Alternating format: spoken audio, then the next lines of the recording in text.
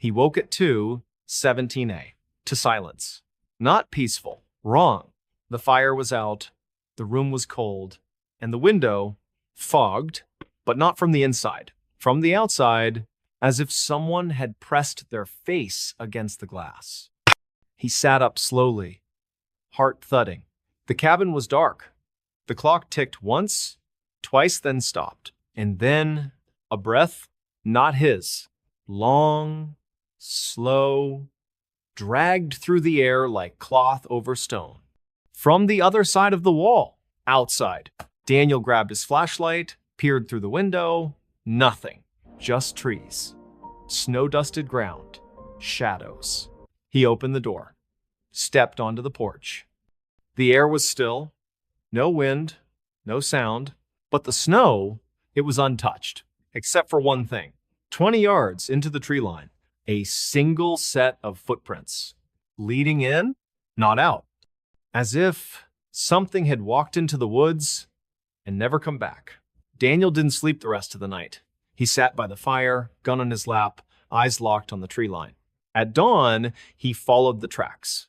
They didn't lead far, just deep enough into the woods to where the trees formed a perfect circle. No animal trails, no broken branches, just a ring of pines standing like sentinels. And in the center, a stone, flat, gray, carved with symbols Daniel didn't recognize. And on top, a dead crow, neck twisted, eyes gone, left like an offering. He backed away, ran back to the cabin, locked the door, boarded the windows. But that night, it came closer.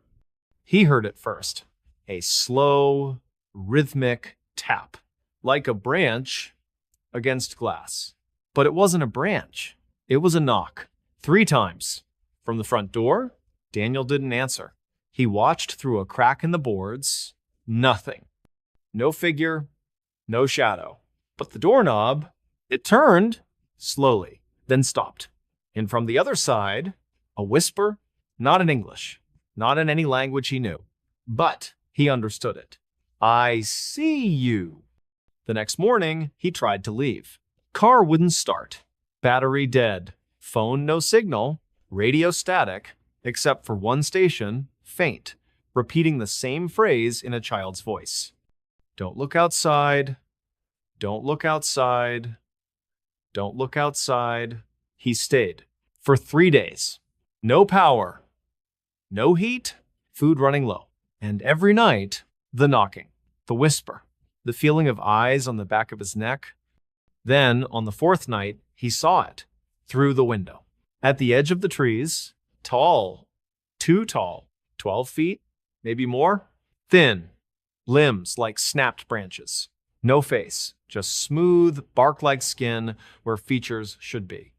And its arms, they dragged on the ground, long, knotted, ending in fingers too many, too thin, like roots. It didn't move, didn't breathe, just stood, watching. Daniel dropped to the floor, trembling. When he looked again, it was gone. But the next morning, the stone was on his porch, the crow gone, and the symbols, now carved into the door, deep, fresh, as if done by hand or claw. He tried to burn it. Fire wouldn't touch it. He threw it into the creek, found it on his pillow that night. And then the dreams began. Every time he closed his eyes, the forest, the circle of trees, the stone, and it standing in the center, surrounded by others, hundreds, all faceless, all watching. And in the dream, they stepped forward, one by one, into the cabin, closer, closer, until one leaned down and whispered, "You're already inside." Daniel woke screaming. The cabin wasn't his. The walls were wrong. The ceiling too high. The door open to the forest.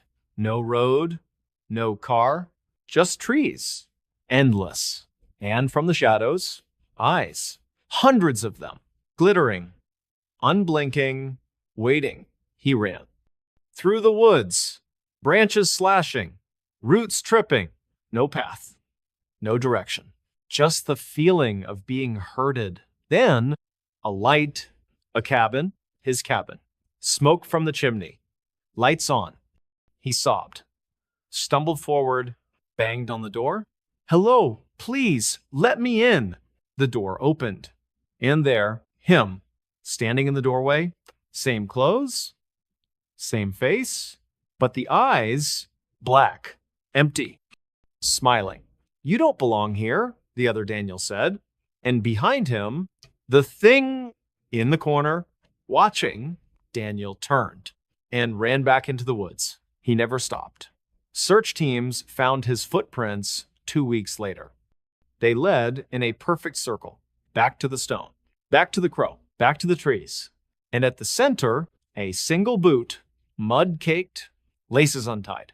And beside it, a journal, last entry written in shaky script. "It doesn't take you. It replaces you. And the one who comes back isn't the one who left." The search was called off. The cabin was boarded.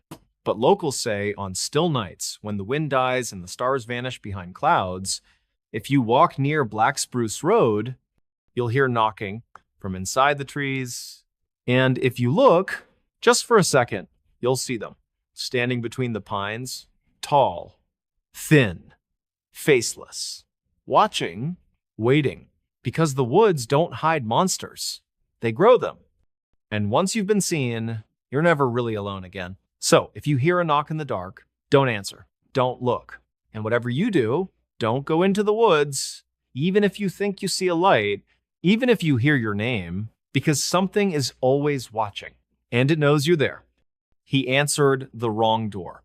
It was 2:13 a.m.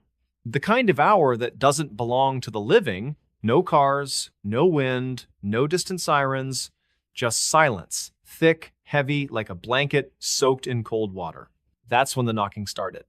3 slow, deliberate raps on the front door of the old 2-story house on Hemlock Lane in the quiet town of Ashwick, Pennsylvania. A place where porches creaked under the weight of time and the trees leaned inward as if trying to listen. Inside, Marcus Vale stirred. He wasn't a light sleeper. Years of graveyard shifts at the steel plant had taught him to rest through noise, through chaos.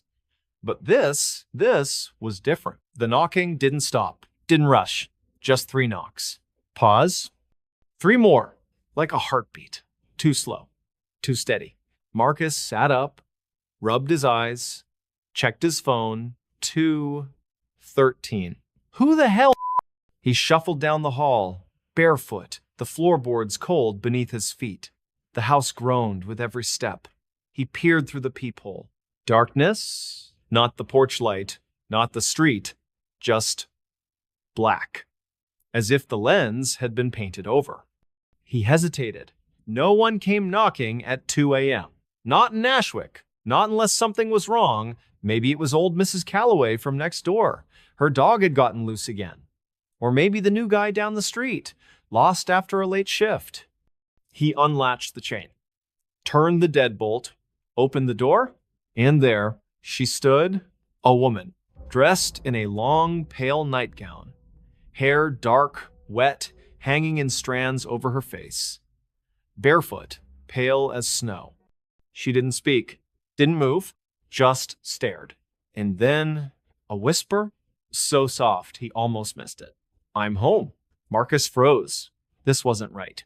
He didn't know her, and she wasn't supposed to be here. This was his house. He started to close the door. But she stepped forward. Just 1 step, and the air changed. It turned cold. Not winter cold, not draft. This was deeper, older, like air pulled from a tomb. Her head tilted, too far, too slow. And when she looked up, her eyes were gone. Just smooth skin, no sockets, no lashes, nothing. Marcus stumbled back, slamming the door, chaining it, locking it, heart hammering. He pressed his back against the wall, breath ragged. What the hell was that? He waited. Silence. No more knocking, no footsteps. After 10 minutes, he dared to look through the peephole again. Empty porch, streetlight flickering, leaves swirling, nothing. He exhaled. Hallucination, stress, lack of sleep. He poured himself a glass of water, sat at the kitchen table, tried to calm down. Then, a sound. From the back door, 3 knocks. Slow, steady, just like before. His blood turned to ice. He wasn't imagining it. It was here, in the house. Or had it come in with him? He checked the locks, all secure, windows shut, no signs of forced entry. Then, a whisper from the hallway, "I'm home." Closer, softer, but unmistakable. Marcus grabbed the baseball bat he kept by the bedroom door, moved slowly down the hall. Every floorboard creaked like a warning. The air grew heavier, thicker, and then the bathroom door slightly open, steam rising from the crack. Impossible. He hadn't used the shower. He pushed the door open. The mirror was fogged, but written in the condensation, "I'm home." Below it, a child's handprint. Small, pale, and dripping, not water, something darker. He backed away, ran to the front door, grabbed his keys. But the chain, it was gone. The deadbolt, unlocked. And on the floor, a single wet footprint, leading in, not out. He turned, and she was there, standing at the end of the hall. Same nightgown, same bare feet, but now she wasn't alone. Behind her, a boy, no older than 6, eyes gone too, holding her hand. And behind them, more men, women, children, all barefoot, all pale, all faceless, all whispering, "We're home." Marcus screamed. He bolted for the back door, yanked it open, ran into the yard, through the gate, down the street. Didn't stop until he reached the gas station on Route 7. He banged on the glass. The clerk, a young man named Ray, jumped. "Help me," Marcus gasped. "There's people in my house. They're not real." Ray called the police. Deputy Karen Miles arrived within minutes. They went back to the house. Lights off, door closed. No signs of forced entry, no footprints, no steam, no writing on the mirror. Nothing. Miles searched every room, found nothing. "Are you sure you didn't dream it?" she asked gently. Marcus shook his head. "I saw them. They were in my house. They said, 'I'm home.'" The whisper came from the closet in the hallway. Miles drew her gun, opened the door, empty. But the back wall, it was wrong. Too far back, too dark, like a tunnel. She shined her flashlight. The beam didn't reach the end, and from the darkness, a breath, wet, slow, then a hand, pale, thin, reaching out. Miles slammed the door, sealed it with tape, called for backup. But when the team arrived, the closet was normal. Wall solid. No tunnel, no hand. Just wood. They took Marcus in for evaluation, psych ward, observation. He lasted 2 days. Then, on the 3rd night, he disappeared. No alarm, no forced exit, just gone. Bed empty. Window locked. Only one thing left behind. A note, scrawled on a paper napkin. "I answered the wrong door. Now I have to let them in." Search teams went back to the house. Nothing. No signs of struggle. No footprints. But the closet door, it was open. And inside, the wall was gone, replaced by darkness. And from within, a faint sound, whispers, hundreds of them, all saying, "We're home." And if you stand on Hemlock Lane at 2:13 a.m., when the wind dies and the stars vanish, and you knock on Marcus's door 3 times, slow, steady, you might hear it. The latch, the creak. The voice, soft, wet, "I'm home." And if you look inside, you'll see him standing in the hall, pale, barefoot, eyes gone, smiling. Because he didn't escape, he invited them in. And now, he answers every knock for everyone. So, if you hear knocking at 2:13, don't answer, don't look. And whatever you do, don't open the door, even if it sounds like someone you love. Even if they say they're home, because some doors don't lead out. They lead in. And once you open one, you become the one who answers. Forever. Real footage police never released. It was never supposed to be seen. Not by the public. Not by the families. Not even by the officers who recorded it. And yet somehow it surfaced. A single file. Unmarked. Unnamed. Uploaded at 3:44 a.m. to a forgotten corner of a public archives server in the town of Hollows Creek, West Virginia. No username, no IP trace, just a timestamp. And a video. Duration, 18 minutes, 37 seconds. File name, CCTV, unknown, route 19-2. The footage begins in darkness. Then static, a flicker, and the image resolves. Grainy, green-tinged, night vision. It's a rural stretch of road, 2 lanes surrounded by thick forest. A faded sign reads, Hollows Creek, 8 miles. Timestamp in the corner, 11:17 p.m. No movement, just the sway of tree branches in the wind. Then headlights. A car approaches from the left, slow, steady, a 2008 silver sedan. License plate blurred in the recording, standard procedure. But later, investigators would confirm it belonged to Daniel Reeves, 34, a mechanic from nearby Pine Ridge. He was reported missing the next morning. His wife said he was coming home from a late shift. He never arrived. In the footage, the car slows. Not due to traffic. Not due to weather. There's nothing ahead. But the driver Reeves brakes. Pulls over to the shoulder. The engine cuts. Silence. Then he gets out. Not panicked. Not frantic. Just deliberate. He walks to the edge of the road, stares into the trees, and waits. For nearly 2 minutes, nothing happens. Then, a figure emerges. From between the pines, tall, thin, wearing a long coat, too long dragging in the dirt, its face obscured by shadow. Not from the night, from something else. As if the camera refuses to focus on it. Reeves doesn't run. Doesn't scream. He just watches. The figure stops 10 feet from him. Raises one hand. Not in greeting, in command. And Reeves begins to walk. Backward. Step by step.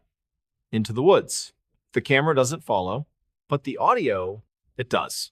Footsteps. Crunching leaves. Then, a whisper. Not from Reeves. From the trees, multiple voices. Overlapping. Come in. Stay with us. You're wanted.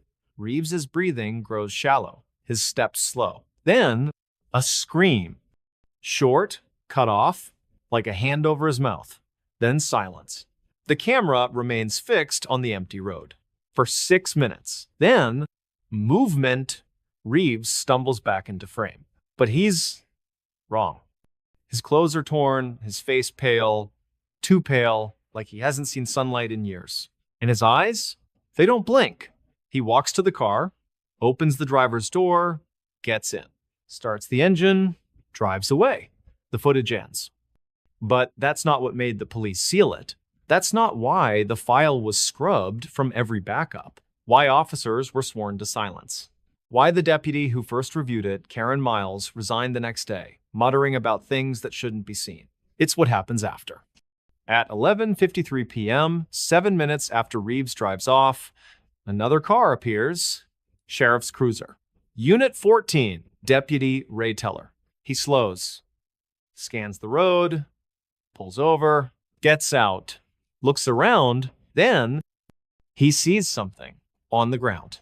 A phone. Reeves' phone. Teller picks it up, checks it, then he turns, looks into the woods, and he sees it. The figure, still there, standing between the trees, watching. Teller reaches for his radio, but before he can speak, the whisper returns. Louder, closer, come in. Teller freezes. Then he holsters his weapon, walks into the trees, same backward steps, same silence, same cut-off scream. The camera records it all. But again, that's not the worst part. At 12, 18 a.m., another vehicle, an ambulance. EMTs report a call about a stranded motorist. They get out. Search. One finds Teller's hat. Then they hear the whisper. Both men turn, walk into the woods, vanish. The camera keeps rolling. Now, for the next hour, car after car, a state trooper, a tow truck, a couple pulled over to argue. Every time, the same pattern. They arrive. They see something. They walk into the trees. Backward, quiet, gone. By 2-3 a.m., 7 vehicles are parked on the shoulder, engines running, doors open. No one returns. Then, the final entry, a black SUV. No plates. It stops. A man gets out, wearing a long coat, face hidden. He walks to the camera, looks up, and for the first time, the lens focuses. His face is Reeves's, but wrong, stretched, empty, smiling. He reaches up, unscrews the camera, turns it toward the trees, and for the last 30 seconds, it shows what's inside. Not a forest, not a trail, a space, endless, walls of black stone, and rows, hundreds of people standing, facing the camera, all wearing long coats, all pale, all barefoot, all with the same dead eyes. And in the front, Deputy Teller, the EMTs, the trooper, the tow truck driver, all of them smiling as if they've been waiting. And behind them, figures, tall, faceless, watching. Then the screen cuts to black, text appears, white, centered. They're still recording. The file was removed within hours. The server wiped. The camera found the next day, smashed, buried under leaves. But the footage? It spread in whispers, in dark forums, in encrypted messages. People claimed to have seen it. Some said they watched it once. Others said they couldn't stop, played it every night. And then they disappeared. No reports, no searches, just gone. And in their homes, left behind. A single device, phone, laptop, tablet, screen cracked, battery dead. But if you plug it in, it boots and plays the video from the beginning. Even if you delete it, even if you burn the device, it comes back. Because the footage isn't just a recording, it's a doorway. And every time it's played, it pulls someone else in.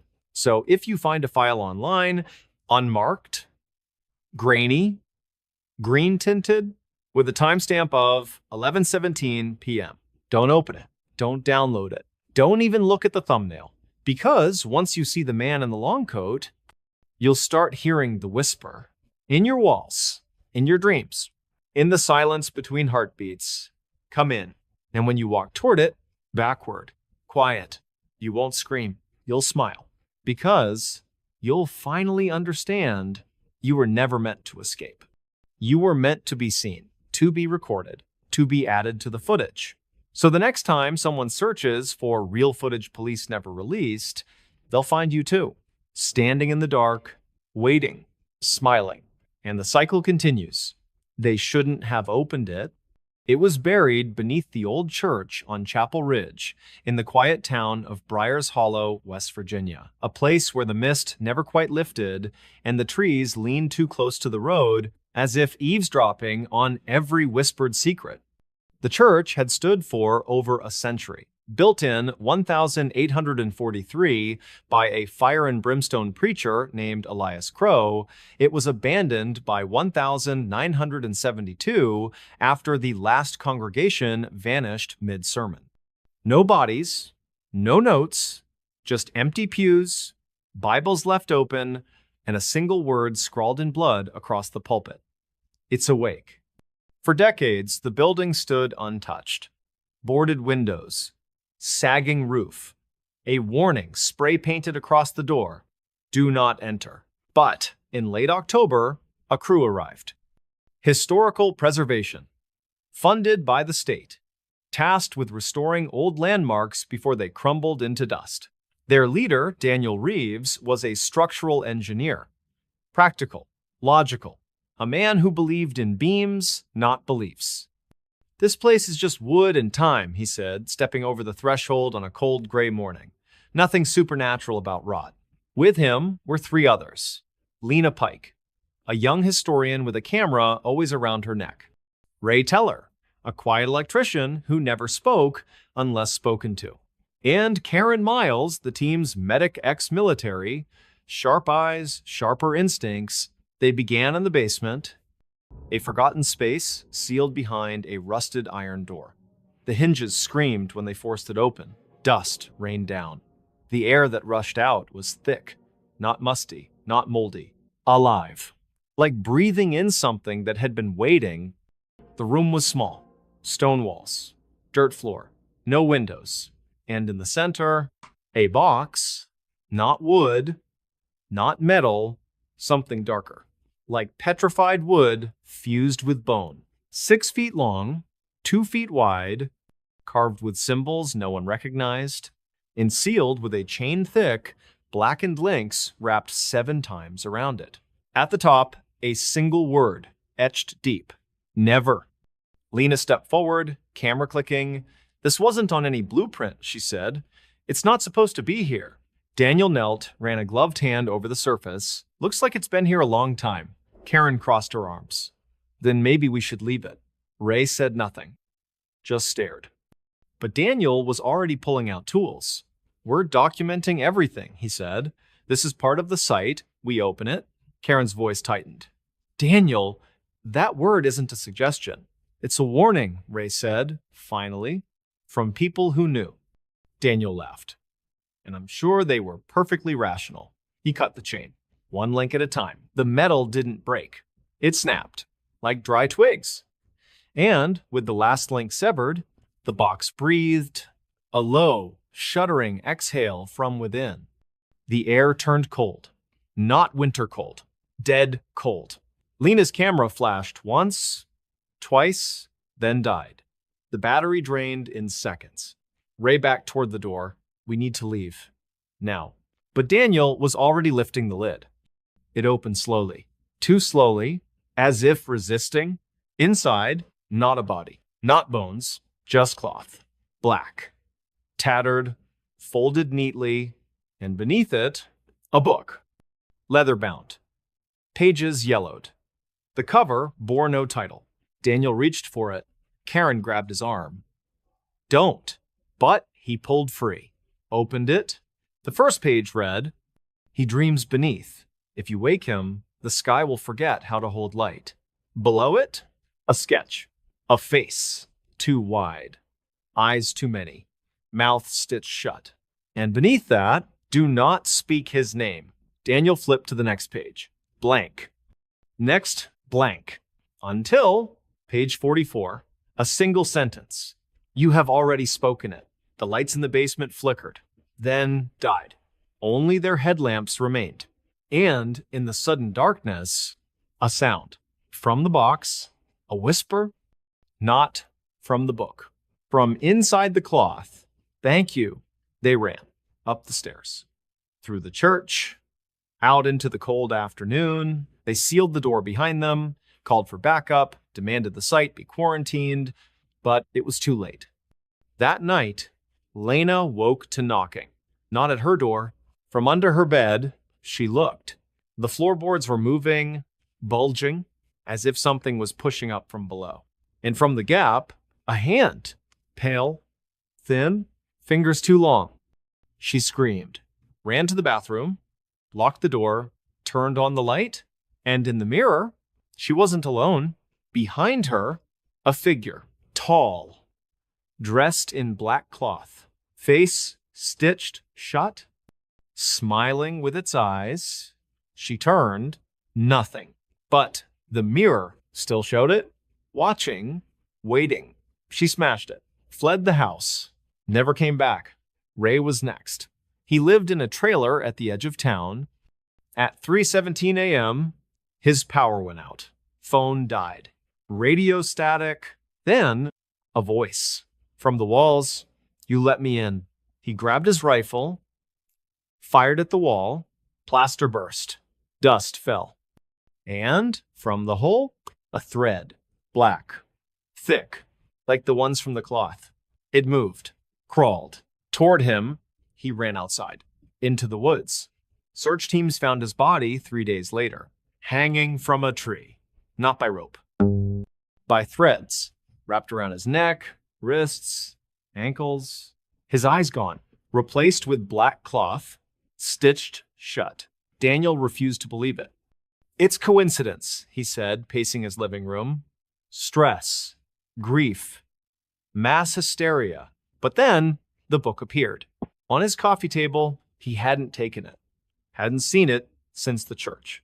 Yet there it was, open to a new page. You called me, now I call you.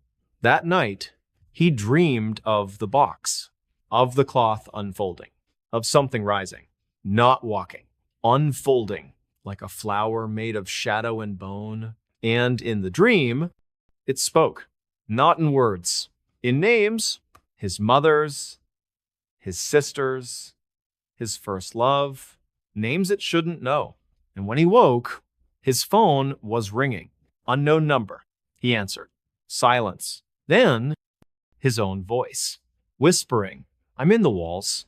He tore the house apart, tore down drywall, cut into the floor, found nothing. But the voice kept coming, from the vents, from the pipes, from his head. And then, the knocking. Every night, from every wall, 3 knocks. Pause. 3 more. Like a heartbeat, like a countdown. Karen was the last. She'd left town, drove to Oregon, changed her name. But on the 7th night after the box was opened, she woke in a room she didn't recognize. Stone walls, dirt floor, the box open, the cloth gone, and above her, a crack in the ceiling, not rock, sky. But wrong. No stars, no moon, just endless black. And from it, a face, huge, stitched, smiling, and a whisper. They shouldn't have opened it. Then, silence. The file was recovered weeks later. A security camera from the church basement. It showed everything. The chain breaking, the box breathing, the book opening, and in the final frame, the cloth moving, crawling, like it was alive. And beneath it, something waking. The footage was classified, buried. But those who saw it, they never slept again. Because the truth wasn't in the box. It was in what came after. And it's still out there. In the walls. In the dark. In the silence between breaths. Waiting. Because once you open the wrong door, you don't close it. You become part of what's on the other side. So if you hear knocking at 317A, if your lights flicker for no reason, if you find a book with no title, don't open it. Don't read it. Don't even touch it. Because some things were buried for a reason. And the moment you lift the lid, you become the offering, not the explorer, not the hero, just another voice in the dark, whispering too late. They shouldn't have opened it. She vanished without a trace. It was a cold November evening in the quiet town of Black Hollow, nestled deep in the pine-covered hills of northern Idaho. The kind of place where everyone knows your name, where porch lights stay on long after dark just to keep the shadows at bay. The air carried the scent of damp earth and wood smoke, and the wind whispered through the trees like secrets passed from one generation to the next. Before we begin, tell me, where are you listening from and what time is it there? That night, the sky was overcast, thick with clouds that refused to let even a sliver of moonlight through. The streets were nearly empty, only a few cars passed by, their headlights cutting brief tunnels through the fog. Most folks were already indoors, tucked beneath warm quilts, unaware that something terrible was about to unfold. At 8:47 p.m., Emily Carter left the local diner, the Rusty Spoon, after finishing her shift as a waitress. She was 23 years old, with auburn hair that fell just past her shoulders and a quiet smile that made people feel at ease. She wore a navy blue coat, her favorite pair of brown boots, and carried a small tote bag slung over her shoulder inside, a novel she'd been reading, a pack of gum, and her phone. She waved goodbye to Martha, the night manager, who locked the door behind her. "Drive safe, hun," Martha called out. "Weather's turning nasty." Emily smiled, pulling her coat tighter. "I'll be fine. Only a 10-minute walk." And so, she stepped into the night. The walk home should have taken no more than 15 minutes. Her apartment was on the edge of town near the old rail trail that cut through the woods behind the abandoned paper mill. She'd walked it 100 times before, sometimes at night, sometimes in the rain. Nothing had ever happened until that night. The first sign that something was wrong came at 9:15 p.m. when Emily's roommate, Daniel Reeves, noticed her phone had gone straight to voicemail. They had plans to watch a movie together. He tried calling again. No answer. He sent a text. "You okay? Movie's starting." No reply. By 9:40, Daniel was pacing the living room. Emily wasn't one to ignore messages, not without a reason. He called the diner. Martha confirmed she'd left on time. He checked the security camera footage from the diner's back door. It showed Emily stepping out, glancing left and right, then walking down the sidewalk toward the trail. The timestamp read 8:48 p.m. Then nothing. No footage from any other cameras picked her up. No sightings, no calls, no texts. Daniel called the police at 10:03 p.m. Deputy Carl Henshaw arrived within 10 minutes. A tall man in his late 50s, with a weathered face and a voice that carried both kindness and authority, he listened carefully as Daniel explained. He reviewed the footage, asked about Emily's routine, her relationships, any recent stress. Daniel said she'd been in good spirits, maybe a little tired, but nothing unusual. They walked the route together, flashlights cutting through the fog. The trail was muddy, leaves slick with dew. Henshaw called out her name several times. Only silence answered. At the edge of the woods, near the rusted tracks of the old mill, they found something. A single boot, brown, worn at the heel, Emily's size. It lay just off the path, half buried in the leaves. No sign of struggle, no blood, no other belongings. Just the boot abandoned, as if she'd stepped out of it and kept walking barefoot into the trees. Henshaw radioed for backup. Search teams were assembled by midnight. Volunteers from the town, neighbors, co-workers, even strangers, grabbed flashlights, dogs, and thermal scanners. They combed the woods, the creek beds, the old mill building. They called her name until their voices grew hoarse. Nothing. The next morning, the entire county was on edge.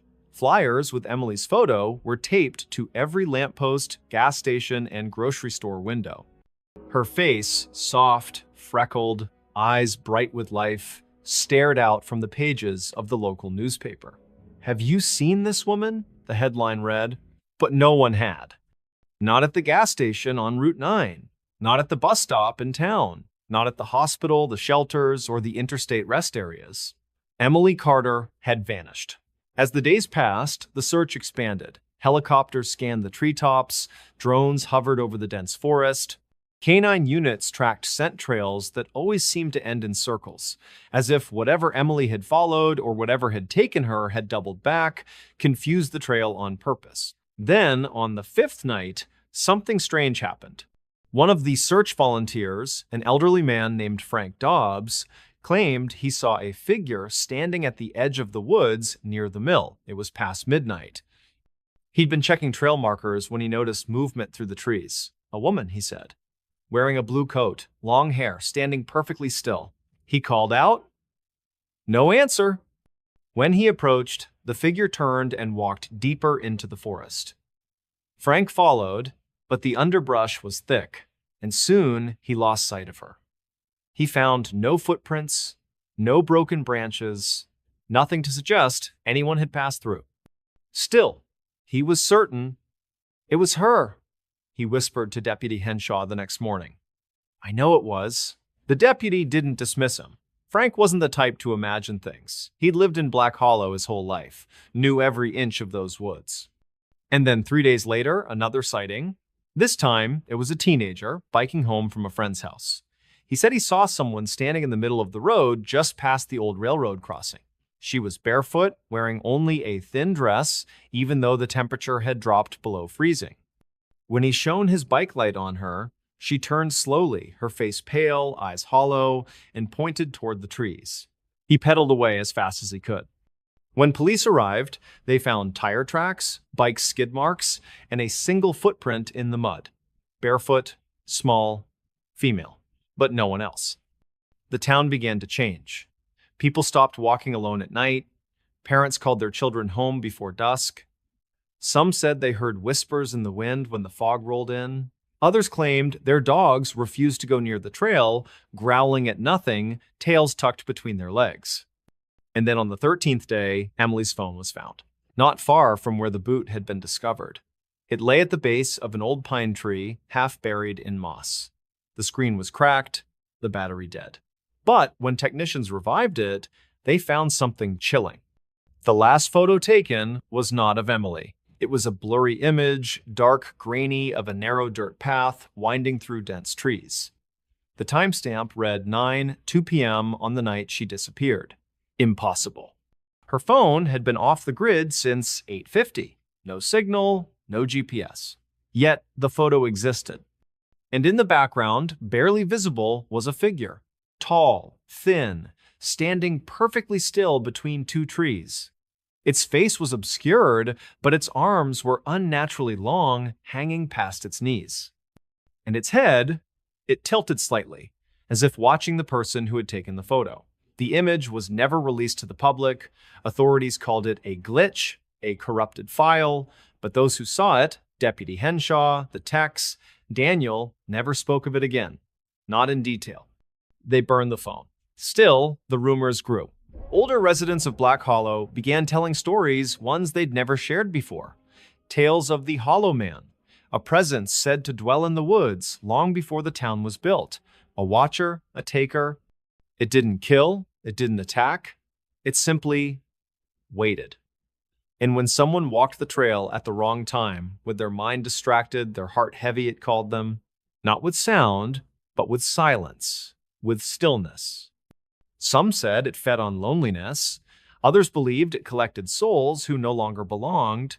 And then, one winter evening, nearly 6 months later, Daniel received a letter. No return address. Postmarked from a town over 200 miles away. Inside was a single sheet of paper, yellowed, brittle, as if it had been stored for years. The handwriting was shaky, uneven. Daniel, it read, I'm sorry I didn't say goodbye.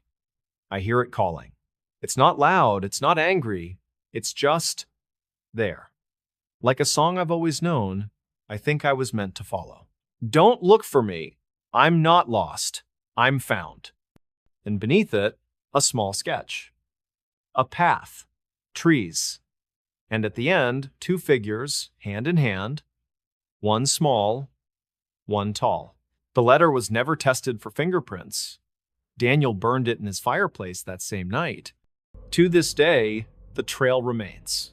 The woods stand silent. And every November, when the fog rolls in and the wind carries the scent of pine and decay, people say you can see her Emily standing at the edge of the trees, barefoot, coat flapping in the breeze, waiting not to come back.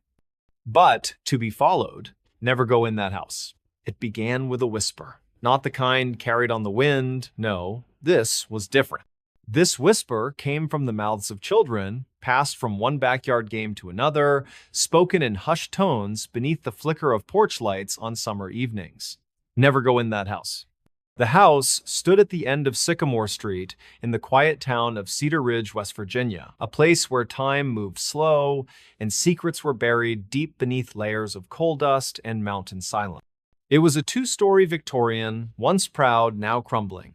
Paint peeled like dead skin from its wooden siding, windows, shattered or boarded, stared out like hollow eyes. The porch sagged under the weight of decades, and the iron gate at the front creaked with every gust of wind, a sound like bones dragging across stone. Locals called it the Holloway House. No one remembered exactly who lived there first. Some said a doctor.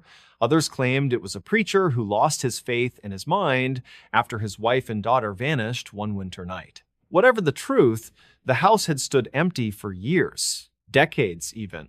But it wasn't empty. Not really. And that's what the children knew. They'd dare each other to touch the gate. To run up the steps and knock just once, then sprint away, hearts pounding, laughter turning to screams. Most never made it past the yard. Something about the air around the house felt thick, heavy, like breathing through wet cloth. Birds didn't sing near it, squirrels didn't climb its trees. Even the weeds grew in crooked, as if afraid to stand too tall. Then, in late September, a family moved in. Not from the town, outsiders, James and Lila Turner and their 11-year-old son, Noah. They came from the city, somewhere in Ohio, no one was sure exactly where, looking for a fresh start, a quiet life, a home with space and history. The price was unbelievably low. Too low. But the real estate agent, a nervous man named Dale, avoided eye contact when asked why. "It just needed the right people," he said, forcing a smile. "And you seem perfect." They should have listened to the silence that followed. The first night, they heard the knocking, not at the door. Inside the walls, a slow, rhythmic tapping like fingers dragging across wood.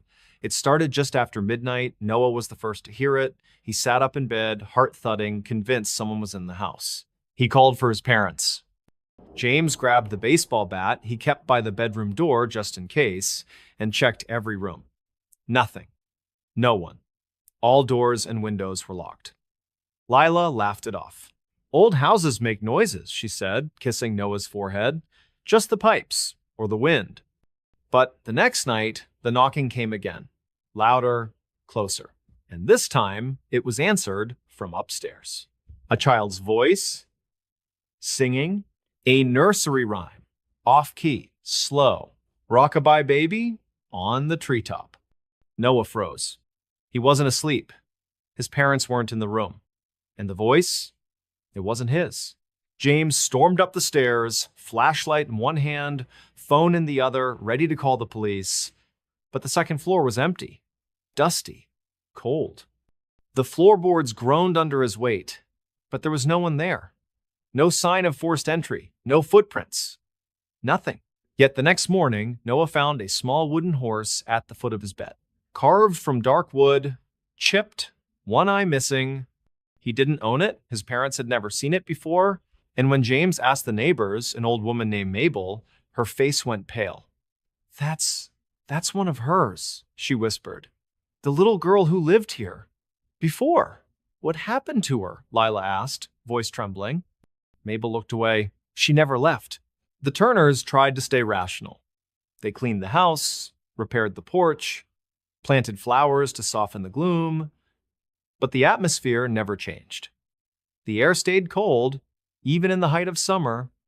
Lights flickered for no reason, doors opened on their own, and the singing came back. Every night, sometimes it was the same rhyme, sometimes it was different old folk songs, lullabies in languages no one recognized. Noah began having nightmares. He woke screaming, claiming a little girl stood at the foot of his bed watching him. "She's pale," he sobbed. "Her eyes, they don't blink." Then, one afternoon, he disappeared. It was a Saturday. Bright sun, birds chirping. James was mowing the lawn. Lila was inside, folding laundry. Noah had been playing in the backyard, kicking a soccer ball against the garage. One moment, he was there. The next gone. James searched the yard, the shed, the woods behind the house. Lila called his name until her voice cracked. They checked every room in the house again and again. Nothing. Then, as James passed the staircase, he heard it. A giggle, high-pitched, childlike. Coming from the attic. The attic had no stairs. Just a small hatch in the ceiling, nailed shut.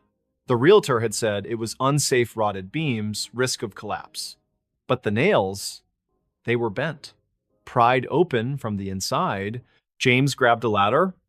He pried the hatch open. Darkness stared back. The smell that rose was unbearable: damp wood, mildew, and something else. Something sweet and rotten, like old fruit left in a closed room. He climbed up, flashlight trembling in his hand. The attic was larger than expected. Dusty, cluttered with broken furniture, trunks and old toys, dolls with cracked faces, a rusted crib, And in the far corner, Noah.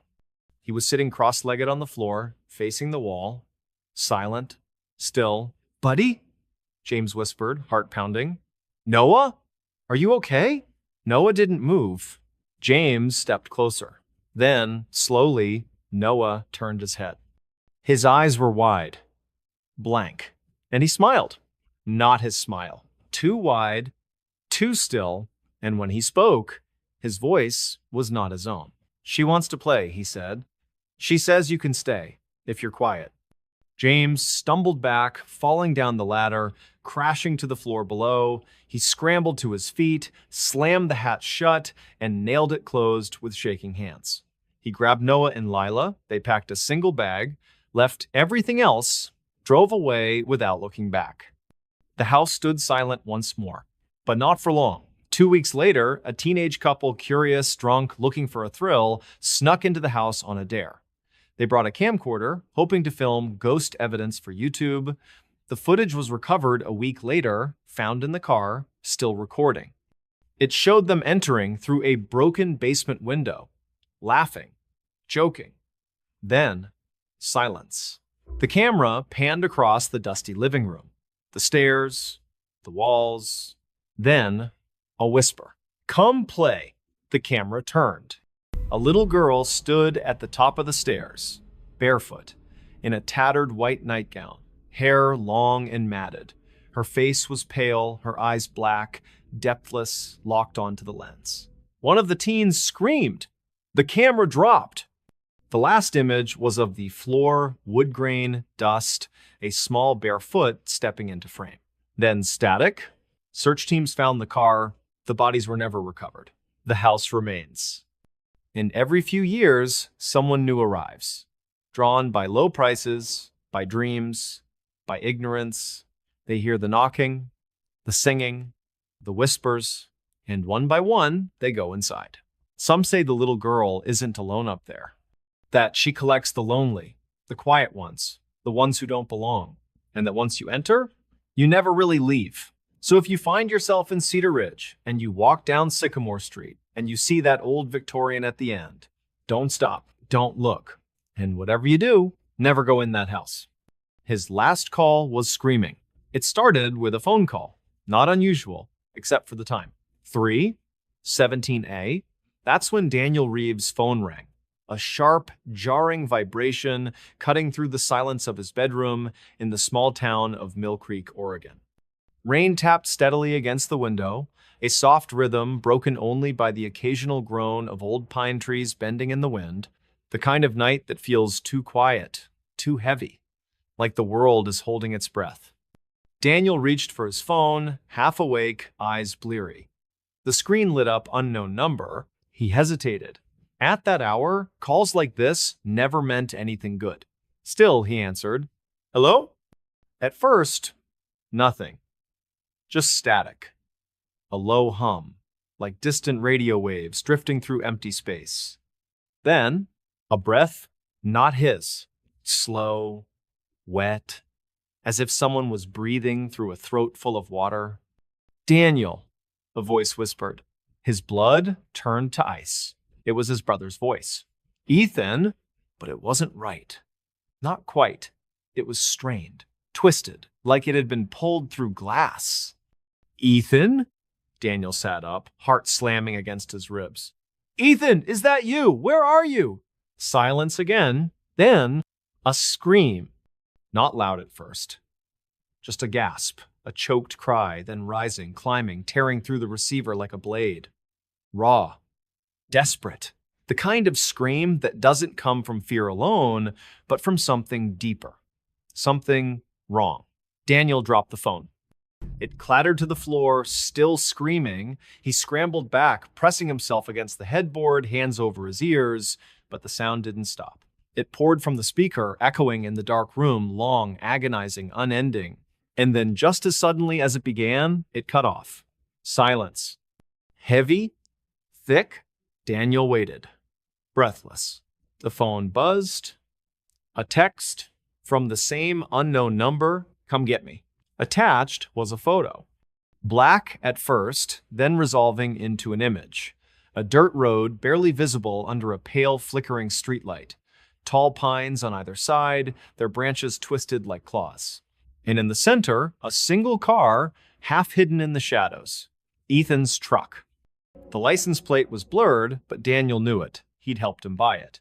Painted the bumper when it got scratched, changed the oil every 30 miles. It was parked crooked, front wheel half off the road.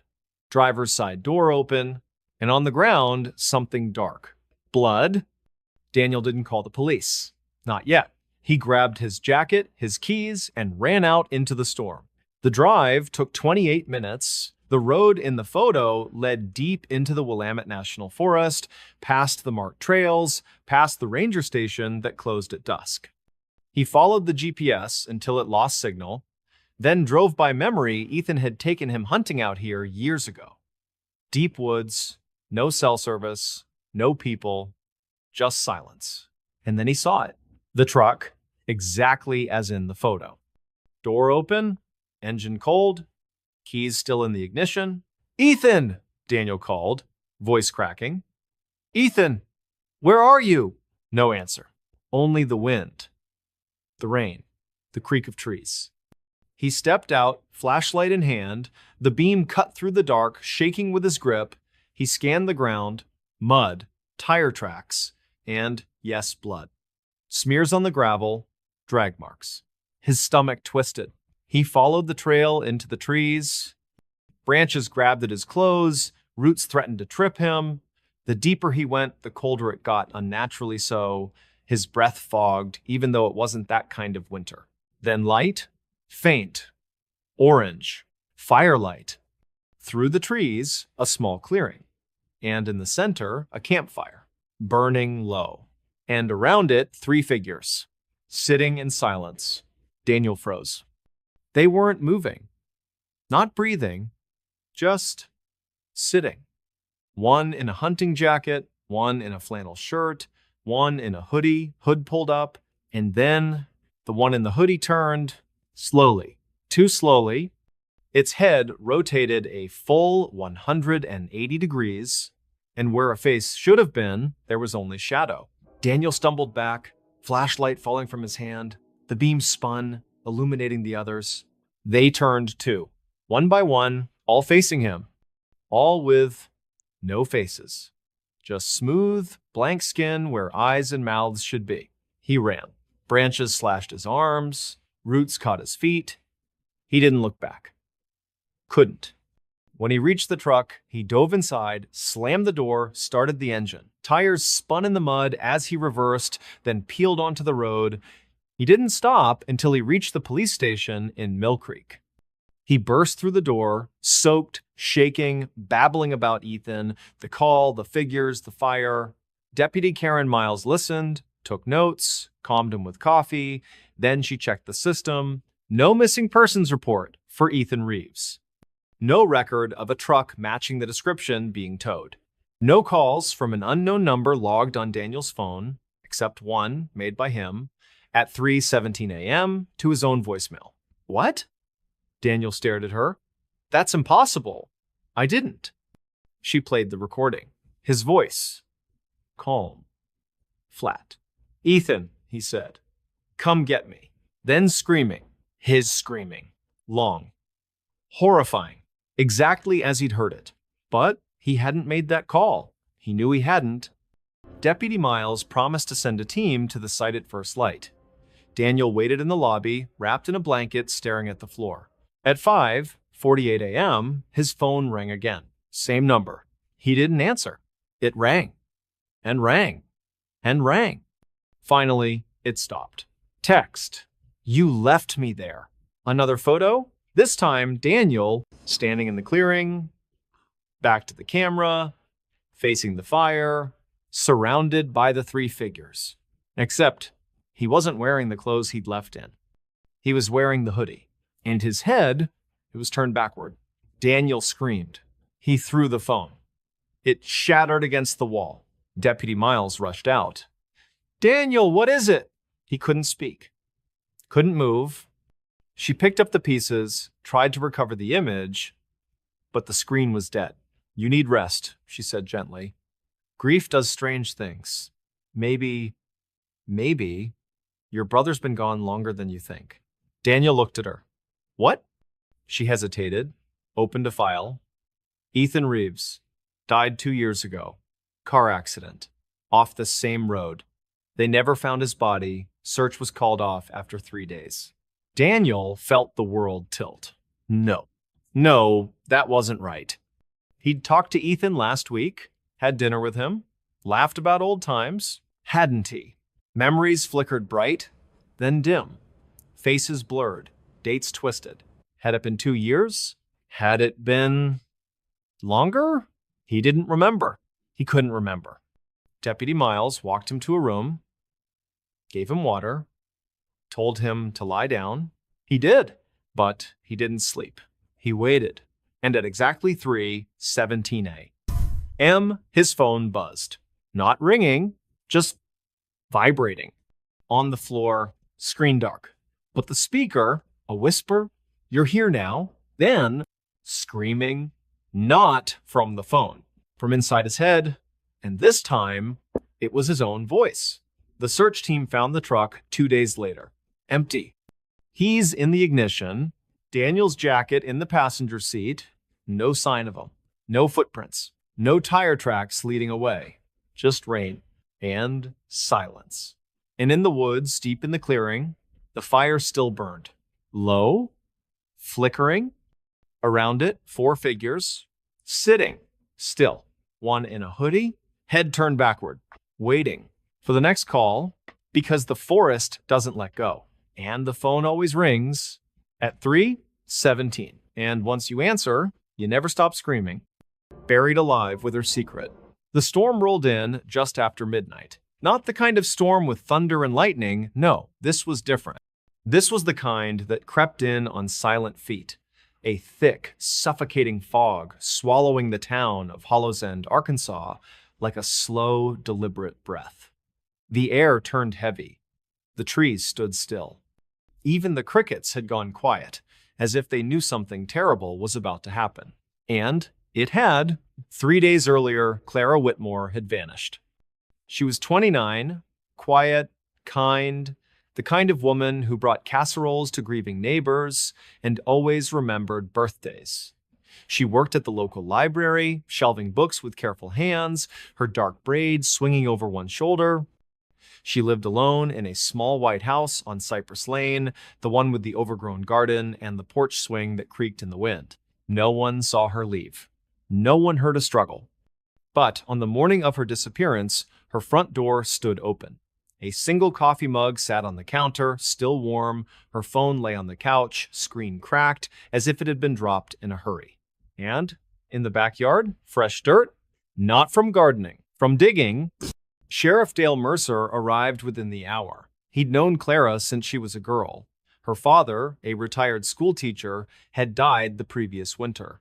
Since then, she'd grown quieter, more withdrawn, but no one thought she was in danger. Until the hole. It was 6 feet long, 2 feet wide, deep. Too deep for a dog, too precise for an animal. The edges were clean, the soil piled neatly to the side. A shovel leaned against the fence. Clara's, her name, carved into the wooden handle. Mercer's stomach twisted. This wasn't random. This was personal. And then later that afternoon, they found the note, tucked inside the hollow of an old oak at the edge of her property. Written in shaky, looping script on a page torn from a library book. I didn't mean to. But she wouldn't stop crying. No signature, no explanation, just that. And beneath it, a child's drawing. A stick figure woman lying in a hole. Above her, a second figure, faceless, holding a shovel. And in the sky, a single black star. The town whispered.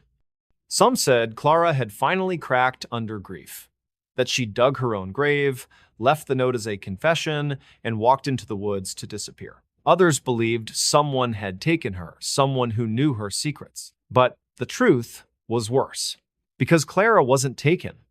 She was buried, alive, and she took her secret with her. It began with the baby, not hers. Clara had never been married, never even had a serious boyfriend. But the night she vanished, neighbors reported hearing a child cry, soft at first, then frantic, then suddenly cut off. Around 11:37 p.m., one woman, Mrs. Langston, peered through her blinds. She saw Clara in the backyard, wrapped in a blanket, rocking back and forth. Not alone, in her arms a bundle, small, swaddled, and then movement. The shovel, the dirt, the hole. Mrs. Langston called the sheriff at 11:42. By the time he arrived, the yard was empty, the crying had stopped, and Clara was gone. But the baby? No trace. No blanket, no footprints, no record of a missing child in the county, nothing. Yet the note, "I didn't mean to, but she wouldn't stop crying," suggested otherwise. Had Clara found a newborn, abandoned? Had she tried to care for it and failed? Or worse, had she taken it? The investigation turned cold. No body was found, no evidence of a burial. The hole was filled in, tested, nothing. No bones, no fabric, no DNA. Just dirt and silence. But then, 2 weeks later, something changed. At 2:18 a.m., the emergency line lit up, a call from Clara's phone. Dispatch recorded it. At first, nothing. Just breathing. Shallow. Wet. Like someone trying to inhale through cloth. Then, a whisper. Help. Static. Then, a child's cry. Faint. Distant. As if coming from far below. The call lasted 47 seconds. Then, it disconnected. The phone was triangulated still in Hollow's End. Near Clara's house, search teams arrived within minutes. They dug. Not in the backyard this time, but beneath the porch. The wood was rotten, they pried up the floorboards. In there, a space, just big enough for a body, and inside, Clara, alive.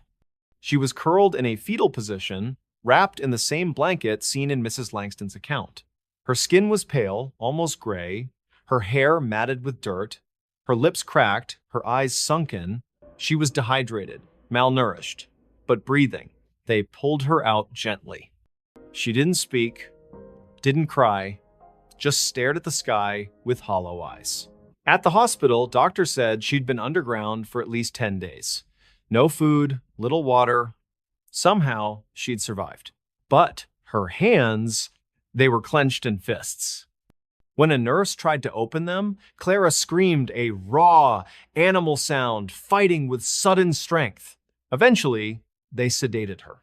Only then did they pry her fingers open. In her right hand, dirt. In her left, a tiny pink sock, size, newborn. And inside it, a single fingernail, human, not hers. The sheriff showed her the drawing again, the one from the oak tree.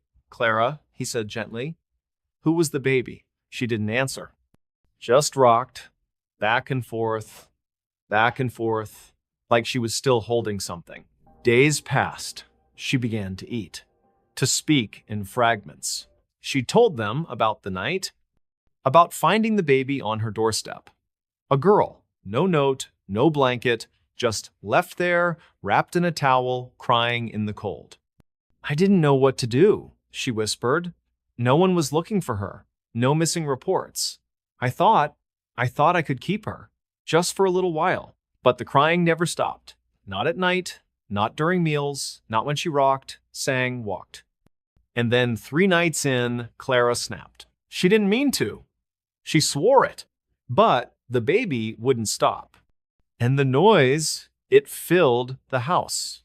It echoed in her skull. It reminded her of her father's last days, gasping for air, begging for silence. So she did it. She wrapped the baby in the blanket, took her to the backyard, dug the hole, and buried her. But guilt came fast, too fast. So she dug her up and buried herself instead. "I thought if I took her place," Clara said, voice breaking, "maybe she'd forgive me." She'd crawled into the shallow space beneath the porch, pulled the dirt over her legs, covered her chest, left only her face exposed until the storm came. Then she buried her own face too. Just a small hole hidden under the floorboards for air, and waited to die, to be punished, to be forgotten. But the baby, she still heard her. Every night, crying from under the house. Clara was released after 2 weeks. Psych evaluation. Not guilty by reason of temporary insanity. No charges filed. The baby's remains were never found, no DNA match, no records, no parents came forward. The case was closed. The town moved on, but Clara didn't. She moved out of the house on Cypress Lane, sold it to a young couple from Little Rock, but on the night before they moved in, the husband called the sheriff, said he heard something under the porch, a soft, rhythmic tapping, like fingers on wood, and beneath it, a child's cry. Faint, hungry, waiting. They dug again. This time, nothing. No body, no bones, no sock. But in the dirt, a single word scratched into the earth. Mama. The couple left the next morning, never came back. The house stands empty now. And every November, when the fog rolls in and the wind carries the scent of damp soil, people say you can see her, Clara, standing in the garden, barefoot, holding a bundle wrapped in a stained blanket. Rocking, whispering, and beneath the porch, something breathes. Something small. Something that never stopped crying. Because some secrets don't stay buried. They grow in the dark, in the silence, with every heartbeat and every lie. So if you pass that house, don't listen, don't look. And whatever you do, don't dig. Don't watch this at night. It started with a video, not on YouTube, not on TikTok, not even on the dark corners of Reddit. It came through a private link sent from an unknown account, no profile picture, no username, just a string of letters and numbers. The message was simple. You need to see this. That's what Jason Miller saw when he opened his inbox at 11:43 p.m., sitting alone in his apartment in Knoxville, Tennessee. Rain tapped against the window like fingernails. The city lights outside were dim, blurred by the storm. His roommate was away. The fridge hummed. The air conditioner clicked off. Silence. Too much silence. Curious, Jason clicked the link. The video loaded instantly. No buffering, no preview, just black. Then, a shaky camera view. Indoors. Dark. The kind of darkness that feels thick, like oil on skin. A whisper. Feminine. Trembling. He's still here. The camera panned slowly, creaking floorboards. A hallway. Peeling wallpaper. A child's drawing taped to the wall. A family of 3 smiling beneath a yellow sun. Then, a bedroom door. Slightly ajar. The whisper came again. I don't know how long I have. The person holding the camera, small hands, chipped purple nail polish, pushed the door open. Inside, a bed. Unmade. A nightstand. A lamp. And on the floor, a man, face down. Motionless. Beside him, a pool of dark liquid spreading across the hardwood. The camera zoomed in. The man turned his head, slowly, too slowly. His eyes were open, white, clouded. Not dead, not yet, but something worse. His mouth moved, but no sound came out. Just bubbles of blood at the corners. Then, a shadow crossed the wall. Tall, thin, no face. Just a silhouette, stretching, warping, as if the light itself was afraid of it. The woman gasped. The camera dropped. For a moment, only the floor in view. Dust. A dropped earring. Then, a hand. Pale. Long-fingered. Reaching into frame. Grabbing the camera. Lifting it. Now the view was from the floor, tilted upward. The woman, blurry out of focus, was being dragged backward by her hair. Her legs kicked. Her screams were muffled, as if something was pressed over her mouth. Then silence. The camera stayed on, pointed at the ceiling. A crack ran across the plaster, shaped like a spider's web. Minutes passed, no movement, no sound. Then, a drop of blood, plopping onto the lens, red, thick, then another, and another, dripping from above. The camera tilted, now pointing toward the ceiling. And there, she was hanging, upside down. bound at the wrists with electrical cord. Her hair dangled toward the floor, her eyes were open, wide, unblinking. But she wasn't looking at the camera. She was looking through it at you. Her lips moved, no sound. But Jason read it. He sees you too. Then the screen went black. Text appeared, white on black, centered. Don't watch this at night. Jason froze. His breath caught. The room felt colder, the shadows in the corners deeper. He slammed the laptop shut, heart pounding, hands shaking. It's fake, he muttered. Just a prank. Deep fake. Horror edit. Something. But the woman's eyes, they had looked real. Too real. He opened the laptop again just to prove it to himself. The video was gone. The link? Invalid. No trace. He searched the sender. Nothing. Deleted. Erased. He tried to forget it. But that night, he heard it. A drip from the ceiling. He looked up. Dry.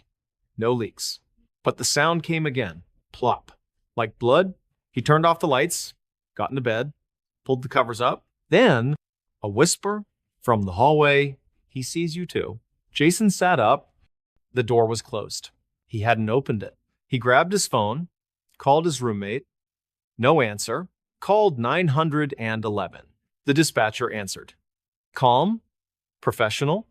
I think someone's in my apartment, Jason whispered, voice trembling. I heard. Sir, the dispatcher said, your call is coming through clearly, but there's something you should know. Pause. Then, we've been trying to reach you for the past 3 hours. Jason's blood turned to ice. What? What? Your neighbor reported screams. Police were dispatched. When they arrived, your laptop was open. You were on the floor, unresponsive. Jason looked down. His body was in the bed. Chest still, eyes open, staring at the ceiling, and on the laptop screen, the video was playing again. Black. Then, don't watch this at night. And beneath it, a new message. You're already in it. The video resurfaced 2 weeks later. Same link, same message, sent to a college student in Des Moines. Then a nurse in Phoenix. Then a truck driver in Wyoming. Each recipient reported the same thing. The dripping, the whisper, the feeling of being watched. And every time, one of them never woke up. Authorities traced the link, found nothing. No server, no origin, just a dead end. But survivors, those who closed the video in time, spoke of one detail. In the final seconds, just before the screen went black, if you looked closely, you could see yourself in the reflection of the woman's eye, standing behind you, watching, waiting, because the video isn't just footage, it's a doorway. And once you open it, it opens back. So if you get a message, a link, a whisper, a plea, you need to see this. Don't click, don't look, don't even breathe near it, because some videos don't end when they're over. They end when you do. And the last thing you'll hear is your own voice screaming from inside the screen. Voices came from the walls. It started with a whisper. Not loud, not sudden, just there. Like a breath against the back of your neck when you're alone in a room. That's how it began for Marcus Holloway in the old farmhouse he'd bought just outside the town of Briar Glen, Missouri, a quiet place tucked between cornfields and forgotten roads, where neighbors waved from porches but never got too close. The house had stood for over 100 years. Weathered wood, sagging roof, a wraparound porch eaten by time. But the price was right, and Marcus needed a fresh start. He moved in on a Thursday, late afternoon. The sun hung low, casting long shadows across the overgrown yard. The air smelled of dry grass and distant rain. He carried his boxes inside, set up his bed, his couch, his coffee table. Simple things, nothing fancy, just enough to feel like home. That first night, he slept deeply. Too deeply. When he woke, it was 3:08 a.m. And the house was talking. Not creaks, not wind, not pipes, voices. Faint, muffled, as if people were speaking behind thick layers of plaster. A woman's voice, soft, weeping, A child's giggle, high-pitched, sudden, then gone. And a man, low, growling, saying the same phrase over and over. You're not supposed to be here. Marcus sat up, heart pounding. He wasn't dreaming. The words came from the wall beside his bed. The one with the old floral wallpaper peeling at the edges. He pressed his ear against it. Silence. Then, a breath right inside the wall, like something was listening back. He pulled away. It's the house, he told himself. Old wood, settling, pipes, drafts. But the next night, it happened again. And louder. This time, he recorded it. Phone against the wall. Audio app running. The recording captured everything. The woman sobbing. I didn't want this. The child, hide me, mama.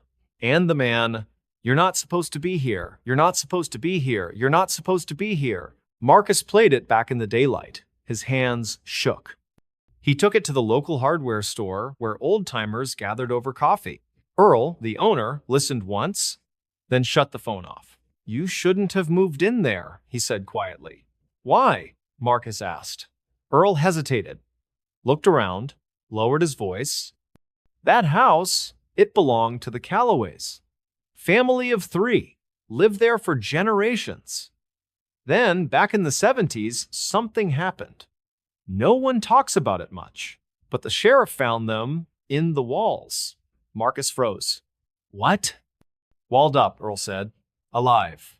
The parents dead by the time they broke through. The boy still breathing. Barely. He didn't last the night. Why? Marcus whispered. Earl shrugged. Folks say the father went mad, thought the world was coming to end. Said voices told him to hide his family. So he bricked them in, then disappeared. Never found. Marcus didn't sleep that night. He sat in the living room, lights on, every window locked. At 2:47 a.m., the voices returned. But this time, they weren't muffled. They were clear. As if the wall had vanished. The woman, please let me out. The child, I'm scared of the dark. And the man, you're next. Marcus grabbed a hammer. He didn't think. He just moved. He attacked the wall beside the bed, smashing through the wallpaper, the drywall, the wood lath. Dust filled the air, plaster rained down, and then a gap, dark, and inside, a small handprint. Child-sized, pressed into the dust. Fresh? As if it had just been made. Marcus stumbled back. He boarded up the hole the next day, sealed it with plywood, painted over it, told himself it was over, but the voices didn't stop. They changed. Now they called his name. Marcus, from the ceiling, from the floor, from the walls of every room, sometimes one voice, sometimes all 3, sometimes in unison. Marcus, stay with us. He stopped answering, stopped sleeping, stopped eating. He covered every wall with foam panels, soundproofing blankets, anything to muffle the sound. It didn't work. The voices grew louder, more desperate. One night, he woke to the sound of scratching. Not from the walls. From inside his mattress, he tore it open. Nothing. But the voice came again, this time from the pillow. You can't leave, it whispered. We need you. He packed a bag, ran to the door. It wouldn't open. Locked. From the inside, but he hadn't locked it. He turned, and the TV turned on. No power cord, no signal, just static. Then, a face. Pale, sunken eyes. A boy, maybe 8 years old, dressed in old-fashioned clothes. He pressed his hands against the screen. Don't go, he said. We're so lonely. Marcus screamed. He threw a chair through the TV. Glass shattered. Silence for a full minute. Then, a new sound, dripping. From the ceiling, he looked up. A dark stain spread across the plaster. And then, a drop. Red, thick, blood. He ran to the bathroom, locked the door, turned on the faucet. But the voices came through the water. Marcus, from the drain? We've been waiting. He tore the sink from the wall. Pipes burst, water flooded the floor, but the voice didn't stop. It was in the walls, in the floor, in his head. He called the police. Deputy Lorna Tate arrived. Calm, professional, she searched the house, found nothing. No hidden speakers, no wiring, no signs of forced entry. It's an old house, she said gently. Sometimes they hold on to things. Marcus begged her to stay. She refused. Get some rest, she said. You'll feel better in the morning. She left. At 3:19 a.m., the voices returned. But this time, they weren't speaking to him. They were speaking for him. From every wall, every corner, every vent, his own voice. But wrong. Slowed. Distorted. Saying things he'd never said. I want to stay. I love it here. Don't come for me. He covered his ears, screamed, but the voice kept coming. Louder, closer, then a new sound. Brick, stone, being laid. From inside the walls, he ran to the bedroom. The boarded up hole. It was gone, sealed, with fresh mortar. And in the center, a small, child-sized handprint pressed into the wet cement. Still warm. Marcus backed away. He grabbed his phone, called 911. The dispatcher answered. Help me, Marcus sobbed. They're sealing me in. I can hear them building. Sir, the dispatcher said, voice tight, we've been trying to reach you for 2 days. Marcus froze. What? Your neighbor reported no movement, no lights. We tried to enter, but the doors were bricked from the inside. Marcus turned. The front door. Solid, no handle, just smooth brick. Same with the windows, the back door. Every exit sealed. And from the walls, the voices, now calm, singing a lullaby. 3 voices, one new, his, joining in. Because Marcus Holloway never left the house. And the house never let him go. Now, when night falls over Briar Glen and the wind dies down, locals say if you press your ear to the farmhouse wall, you can hear them. 4 voices, whispering, laughing, building, and if you listen closely, you'll hear a new voice just starting, soft, frightened, saying your name. So don't walk too close. Don't look in the windows. And whatever you do, don't listen to the walls. Because once they speak to you, you become part of the house forever. She lived with a corpse. It wasn't the smell that first alerted the neighbors. Not at first. In the small town of Red Vale, Colorado, nestled between red rock cliffs and dry pine forests, houses sat far apart, separated by gravel driveways and tall fences. Privacy was expected. Silence respected. And so, for months, no one questioned the life of Evelyn Hart. She was 58, quiet, kept to herself. A retired nurse who'd moved to town after losing her husband years ago. She wore long sleeves, even in summer, dark sunglasses, and always carried a small bottle of lavender oil. She said it helped with migraines. She smiled at the mailman, tipped generously at the diner, donated to the church, but she never had visitors. And her curtains were always drawn. The first sign came in early autumn. A delivery driver, bringing a package to her door, noticed something strange. The front porch, neat, swept, flowerless, had a single footprint. Not from a boot, not from a shoe. From a bare foot. Small. Pale. As if someone had stepped out and never stepped back in. He shrugged it off, left the package. But a week later, Mrs. Calloway, who lived 2 houses down, called the sheriff. I heard singing, she said, voice trembling, late last night, from Evelyn's house. A woman humming a lullaby. But it wasn't right. Too slow, like she was dragging the notes. Deputy Ray Torres took the report, drove over, knocked. No answer. Lights were on inside, a faint glow through the cracks in the blinds. He pressed his ear to the door. Silence. Then, a breath, not hers. Deeper, wet, like lungs filled with fluid. He left, uneasy, but didn't force entry. No reason. Not yet. Then, 3 weeks later, the smell came. Not rot, not decay at least, not at first. Just sweetness. cloying, thick, like honey left in the sun. It drifted from Evelyn's house on the morning breeze. One neighbor thought she was baking. Another said it reminded her of funeral flowers. But when the wind shifted, the sweetness turned. Sour, metallic, the unmistakable scent of death. That's when the sheriff returned. This time with a warrant. They broke the lock, stepped inside, and found her, Evelyn, sitting in a rocking chair in the living room, calm, composed, dressed in a cream-colored dress, her hair neatly pinned. She smiled. "Good morning, deputy." Behind her on the couch, a man, lying perfectly still, dressed in a gray suit, hands folded over his chest, eyes closed. His skin was waxy, pale, slightly gray, and cold. Very cold. "He's not dead," Evelyn said, before Torres could speak. "He's just resting." Torres reached for his radio. "No sudden moves," she said softly. "He doesn't like loud noises."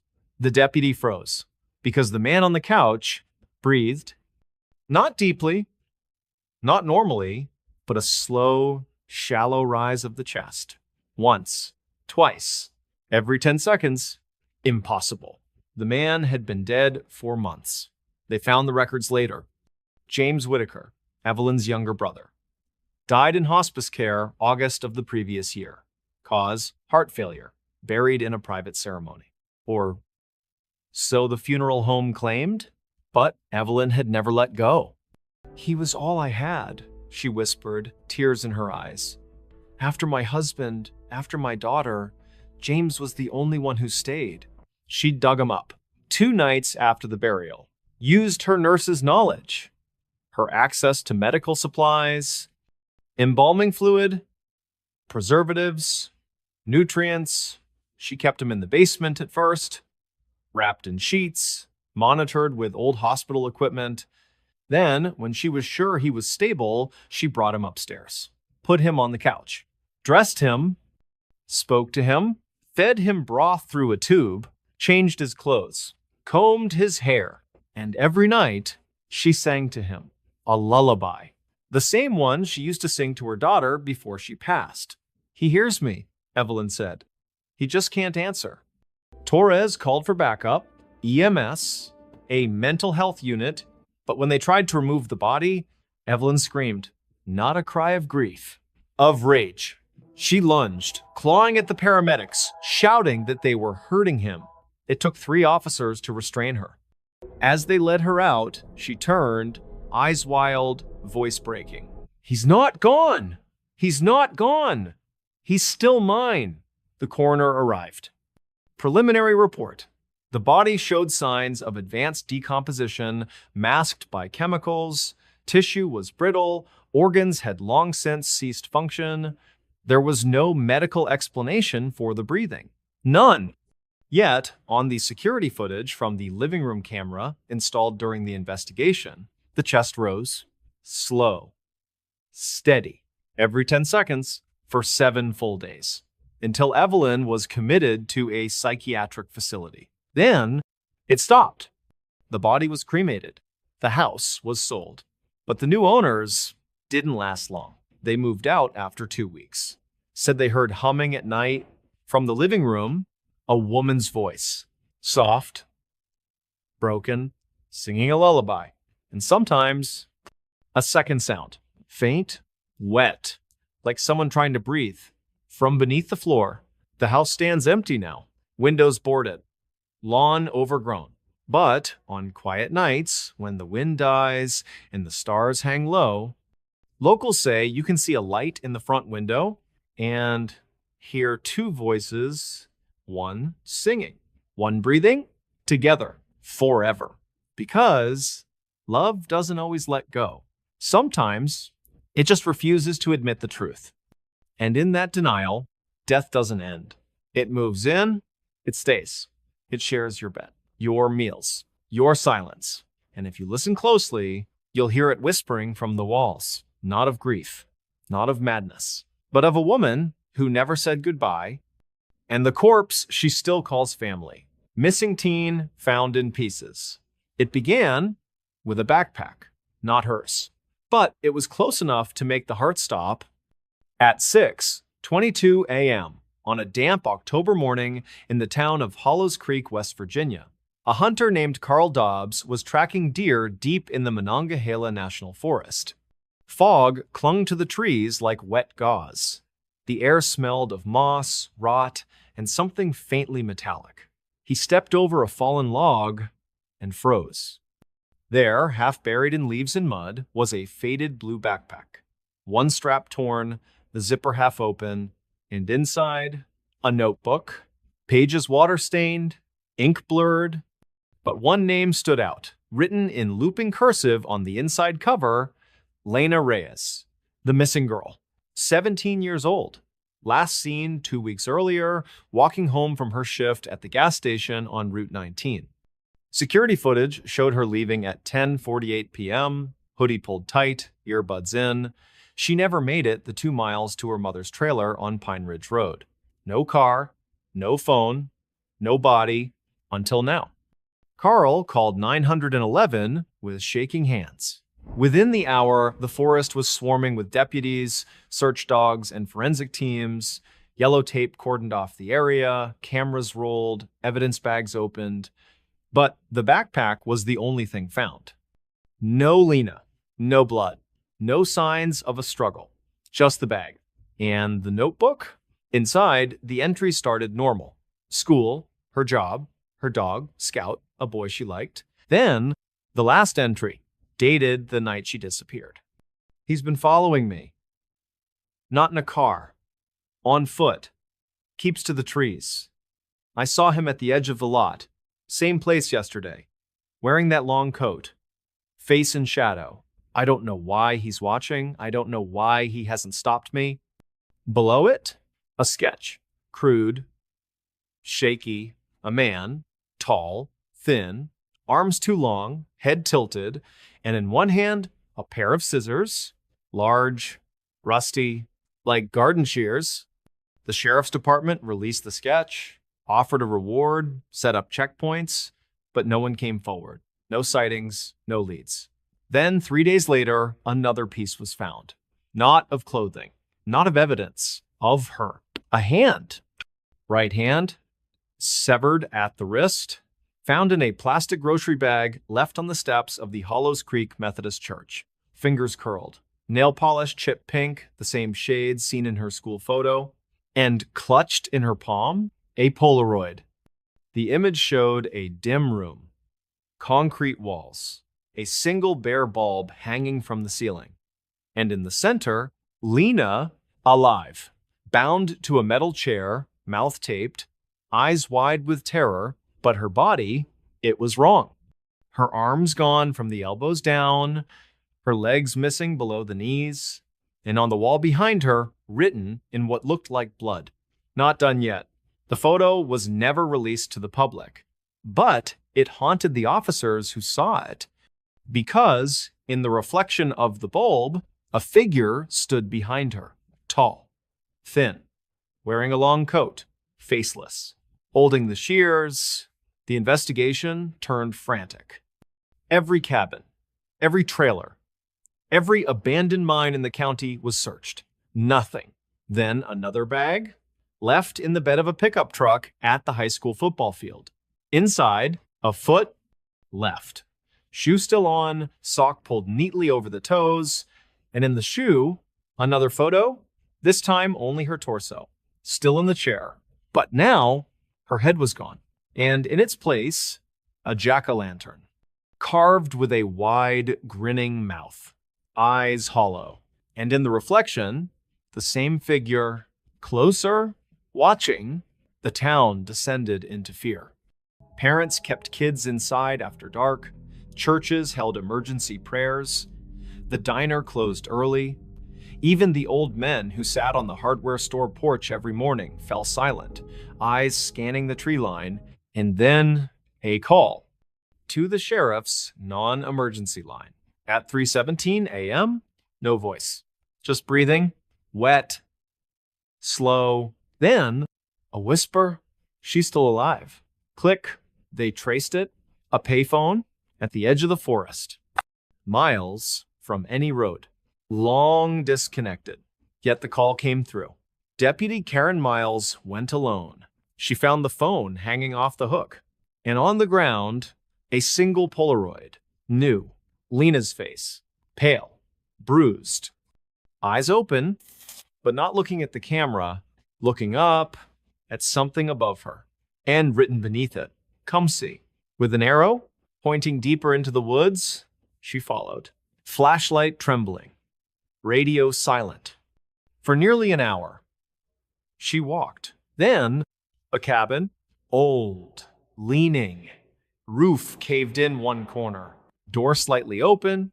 Inside, lights flickering from candles, dozens of them, arranged in a circle, and in the center, a table, wooden, stained, and on it, Lena, or what was left. Her torso, her head, one leg, the rest gone. But she was moving. Not breathing, not speaking, but her fingers twitched, her eyelids fluttered. And when Miles stepped closer, Lena's head turned, slow, unnatural, and she smiled. Not with joy, with horror, because her lips moved. No sound. But Miles read it, "He won't let me die." Then, a creak behind her. She turned. The figure stood in the doorway. Tall, thin, long coat, face hidden in shadow.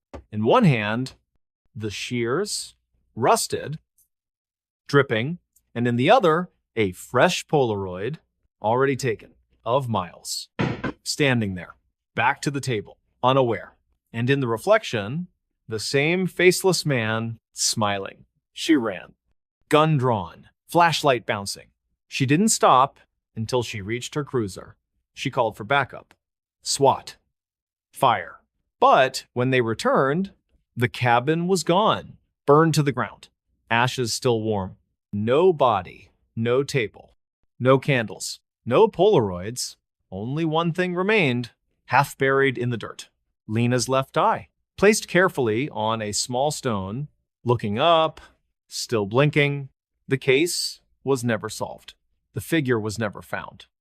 But every October, on the anniversary of her disappearance, pieces arrive, left on porches, in mailboxes, under windshields. A finger, an ear, a lock of hair, always wrapped in plastic, always fresh, as if she's still being taken apart. And with each piece, a Polaroid, showing more of the room, more of the chair, more of him, closer now, watching, waiting. And in the latest photo, found just last week, Lena's head, whole, eyes open, mouth moving, saying, "He's making room," because they never found her body. They never will, because she's not dead and she's not free. She's still there, in the dark, in the candlelight, being kept, being used, being collected. And one day, when the last piece is found, she won't be in pieces anymore. She'll be whole and waiting for the next one. So if you live in Hollows Creek and you hear a payphone ring at 3:17 a.m., don't answer. Don't look. And whatever you do, don't go into the woods. Even if you think you hear her crying, even if you see a light, even if you find a backpack, because she's not lost. She's unfinished. And the man with the shears, he's not done yet.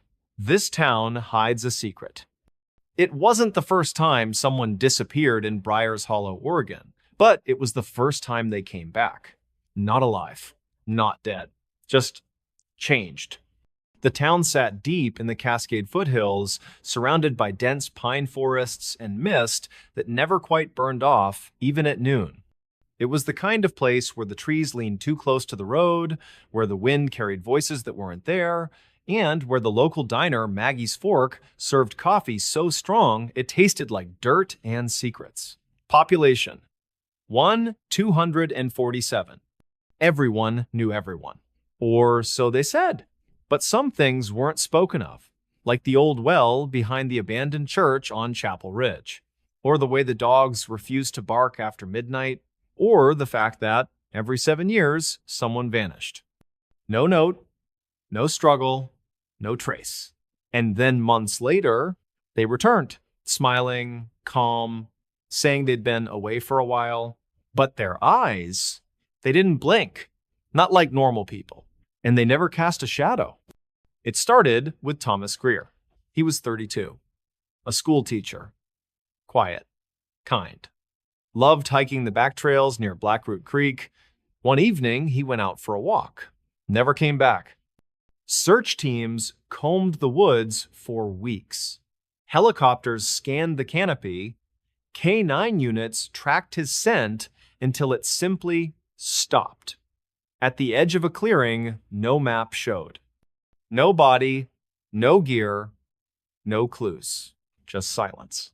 The town mourned, held a memorial, moved on. Then, 8 months later, Thomas walked into Maggie's Fork at 6:14 a.m., wearing the same clothes he'd left in muddy, torn, but clean, as if freshly washed. He ordered coffee, smiled at Maggie, said, "I'm back." That was all. No explanation, no apology, no emotion, just back. Sheriff Ellen Mays questioned him, checked his story, ran his prints. Everything matched. But something was off. His skin was too pale. Not sickly, just neutral, like a photograph drained of color. His voice flat, monotone, no inflection. And when asked where he'd been, he stared for a full minute, then said, "Below." No one pressed further. Thomas moved back into his house, resumed teaching, but the kids said he didn't laugh anymore, didn't react when they misbehaved, didn't blink when the lights flickered. And sometimes, during quiet moments, he'd stop. Just stand. Stare at the wall. Mouth slightly open, as if listening to something only he could hear. Then, 2 months after his return, another disappearance. Lena Pike, 19, waitress at the diner. Dreamed of leaving Briars Hollow, moving to Portland, becoming a singer. She left work at 9:30 p.m. Her car was found the next morning idling in the middle of Chapel Ridge Road, driver's door open, keys in the ignition. Inside, the radio played a hymn on repeat. Amazing Grace. Static between verses. No sign of her. Again, the search. Again, nothing. Until 6 months later. She walked into the sheriff's office. Same clothes. Same clean, almost sterile appearance. "I'm back," she said. Same words, same tone, and when asked where she'd been, she smiled. A slow, unnatural stretching of the lips, then whispered, "Below." That's when Sheriff Mays started digging. Literally, she visited the town archives, old church records, land deeds, and found a pattern every 7 years. Since 1893, one person taken, returned, always saying the same thing, always with the same dead eyes, and always without fail, within a week of their return, the town would experience what locals called the quiet night. No wind, no animals, no electricity, just silence.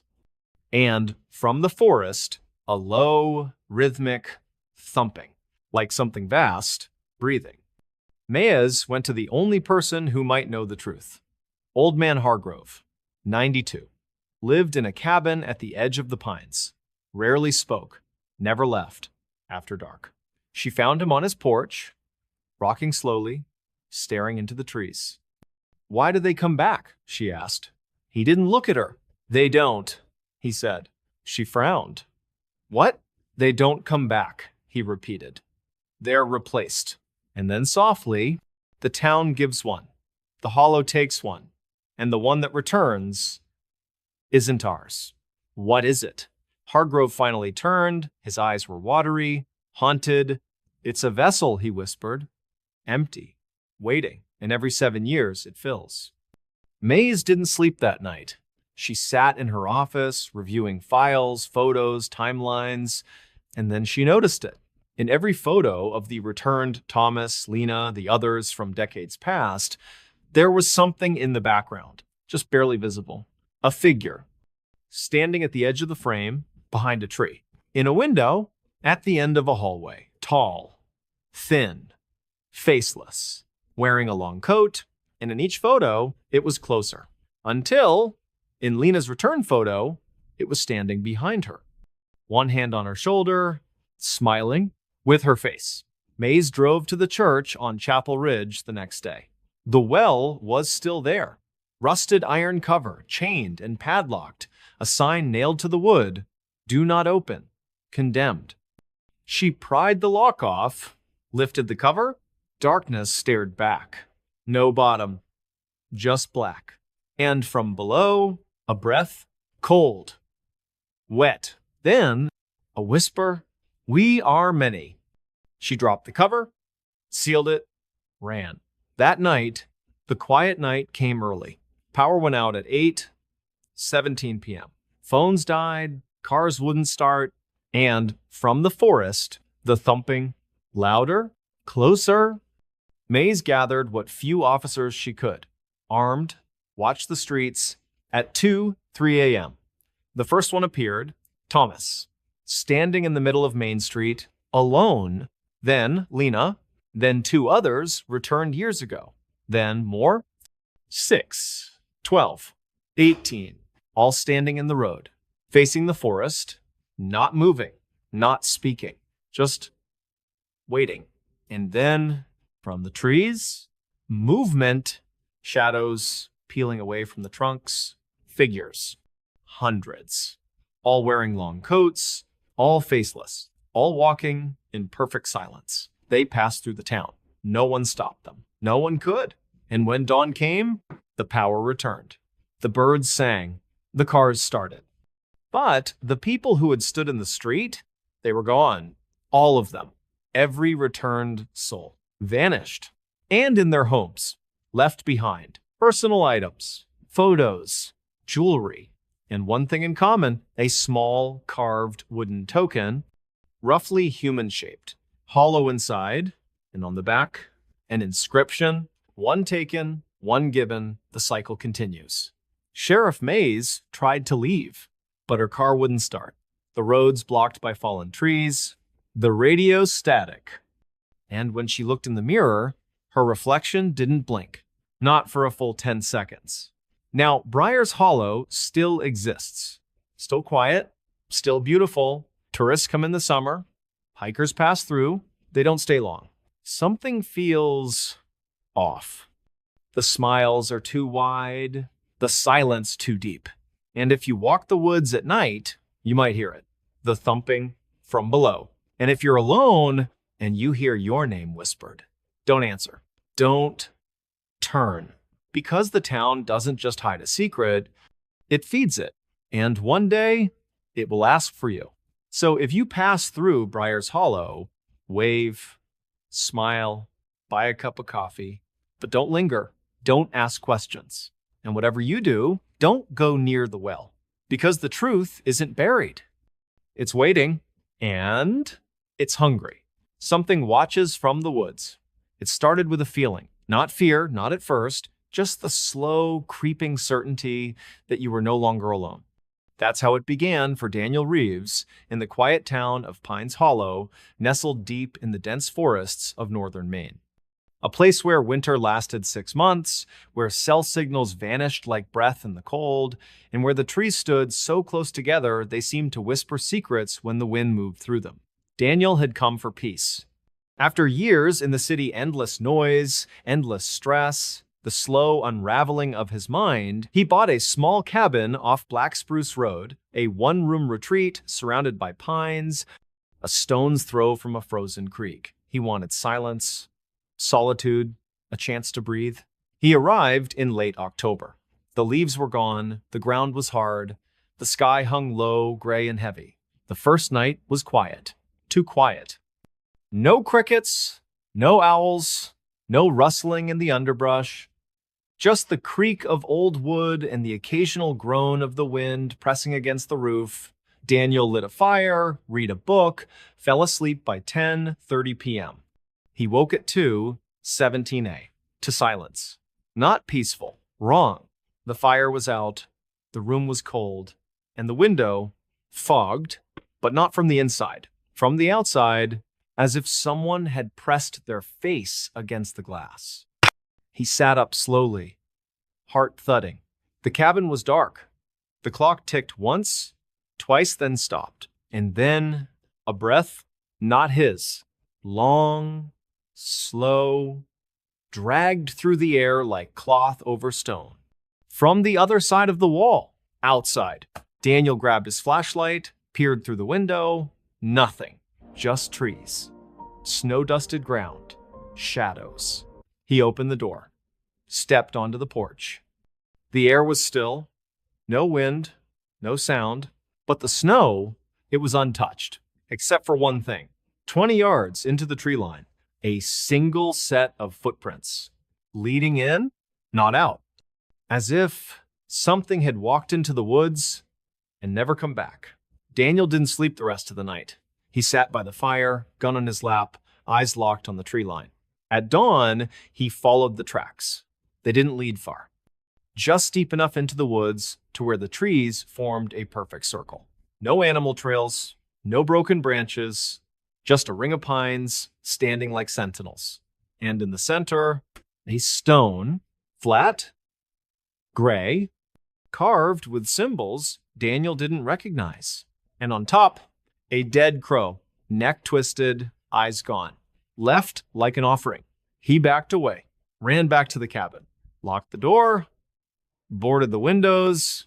But that night, it came closer. He heard it first, a slow, rhythmic tap, like a branch against glass. But it wasn't a branch. It was a knock. 3 times. From the front door, Daniel didn't answer. He watched through a crack in the boards. Nothing. No figure, no shadow. But the doorknob, it turned slowly, then stopped. And from the other side, a whisper, not in English, not in any language he knew, but he understood it. I see you. The next morning, he tried to leave. Car wouldn't start. Battery dead. Phone no signal. Radio static, except for one station, faint, repeating the same phrase in a child's voice. Don't look outside. Don't look outside. Don't look outside. He stayed for 3 days. No power. No heat. Food running low. And every night, the knocking, the whisper, the feeling of eyes on the back of his neck. Then, on the 4th night, he saw it through the window. At the edge of the trees, tall, too tall, 12 feet, maybe more, thin, limbs like snapped branches. No face, just smooth, bark-like skin where features should be. And its arms, they dragged on the ground, long, knotted, ending in fingers too many, too thin, like roots. It didn't move, didn't breathe, just stood, watching. Daniel dropped to the floor, trembling. When he looked again, it was gone.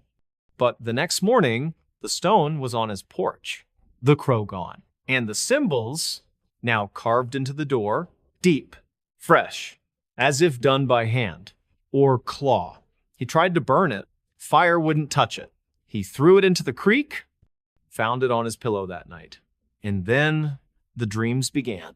Every time he closed his eyes, the forest, the circle of trees, the stone, and it standing in the center, surrounded by others, hundreds, all faceless, all watching. And in the dream, they stepped forward, one by one, into the cabin, closer, closer, until one leaned down and whispered, "You're already inside." Daniel woke screaming. The cabin wasn't his. The walls were wrong. The ceiling too high. The door open to the forest. No road, no car, just trees. Endless. And from the shadows, eyes. Hundreds of them. Glittering. Unblinking. Waiting. He ran. Through the woods. Branches slashing. Roots tripping. No path. No direction. Just the feeling of being herded. Then, a light. A cabin. His cabin. Smoke from the chimney. Lights on. He sobbed, stumbled forward, banged on the door. "Hello, please, let me in." The door opened. And there, him, standing in the doorway, same clothes, same face, but the eyes, black, empty, smiling. "You don't belong here," the other Daniel said. And behind him, the thing in the corner, watching, Daniel turned and ran back into the woods. He never stopped. Search teams found his footprints 2 weeks later. They led in a perfect circle, back to the stone, back to the crow, back to the trees. And at the center, a single boot, mud-caked, laces untied. And beside it, a journal, last entry written in shaky script. "It doesn't take you, it replaces you, and the one who comes back isn't the one who left." The search was called off. The cabin was boarded. But locals say on still nights, when the wind dies and the stars vanish behind clouds, if you walk near Black Spruce Road, you'll hear knocking from inside the trees. And if you look, just for a second, you'll see them standing between the pines, tall, thin, faceless, watching, waiting, because the woods don't hide monsters. They grow them. And once you've been seen, you're never really alone again. So, if you hear a knock in the dark, don't answer, don't look. And whatever you do, don't go into the woods, even if you think you see a light, even if you hear your name, because something is always watching, and it knows you're there. He answered the wrong door. It was 2:13 a.m. The kind of hour that doesn't belong to the living. No cars, no wind, no distant sirens, just silence, thick, heavy like a blanket soaked in cold water. That's when the knocking started. 3 slow, deliberate raps on the front door of the old 2-story house on Hemlock Lane in the quiet town of Ashwick, Pennsylvania. A place where porches creaked under the weight of time and the trees leaned inward as if trying to listen. Inside, Marcus Vale stirred. He wasn't a light sleeper. Years of graveyard shifts at the steel plant had taught him to rest through noise, through chaos. But this was different. The knocking didn't stop, didn't rush, just 3 knocks. Pause. 3 more, like a heartbeat. Too slow, too steady. Marcus sat up, rubbed his eyes, checked his phone. 2:13. Who the hell? He shuffled down the hall, barefoot, the floorboards cold beneath his feet. The house groaned with every step. He peered through the peephole. Darkness, not the porch light, not the street, just black, as if the lens had been painted over. He hesitated. No one came knocking at 2 a.m. Not in Ashwick, not unless something was wrong. Maybe it was old Mrs. Calloway from next door. Her dog had gotten loose again. Or maybe the new guy down the street, lost after a late shift. He unlatched the chain, turned the deadbolt, opened the door, and there she stood, a woman, dressed in a long, pale nightgown, hair dark, wet, hanging in strands over her face, barefoot, pale as snow. She didn't speak, didn't move, just stared. And then a whisper, so soft he almost missed it. "I'm home." Marcus froze. This wasn't right. He didn't know her, and she wasn't supposed to be here. This was his house. He started to close the door. But she stepped forward. Just one step, and the air changed. It turned cold. Not winter cold, not draft. This was deeper, older, like air pulled from a tomb. Her head tilted, too far, too slow. And when she looked up, her eyes were gone.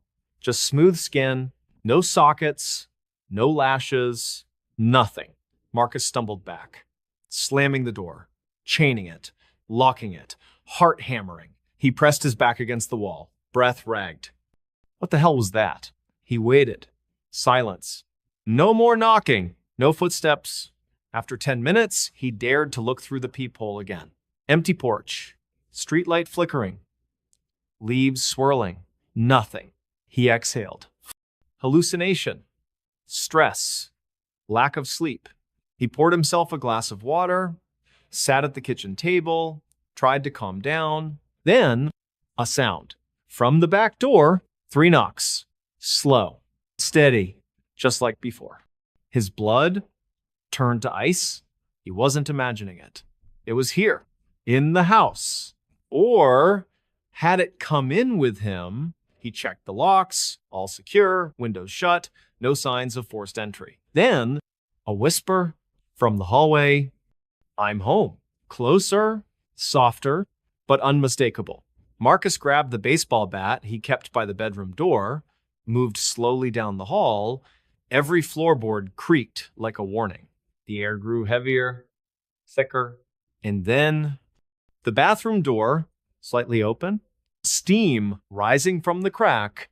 Impossible. He hadn't used the shower. He pushed the door open. The mirror was fogged, but written in the condensation, "I'm home." Below it, a child's handprint. Small, pale, and dripping, not water, something darker. He backed away, ran to the front door, grabbed his keys. But the chain, it was gone. The deadbolt, unlocked. And on the floor, a single wet footprint, leading in, not out. He turned, and she was there, standing at the end of the hall. Same nightgown, same bare feet, but now she wasn't alone. Behind her, a boy, no older than 6, eyes gone too, holding her hand. And behind them, more men, women, children, all barefoot, all pale, all faceless, all whispering, "We're home." Marcus screamed. He bolted for the back door, yanked it open, ran into the yard, through the gate, down the street. Didn't stop until he reached the gas station on Route 7. He banged on the glass. The clerk, a young man named Ray, jumped. "Help me," Marcus gasped. "There's people in my house. They're not real." Ray called the police. Deputy Karen Miles arrived within minutes.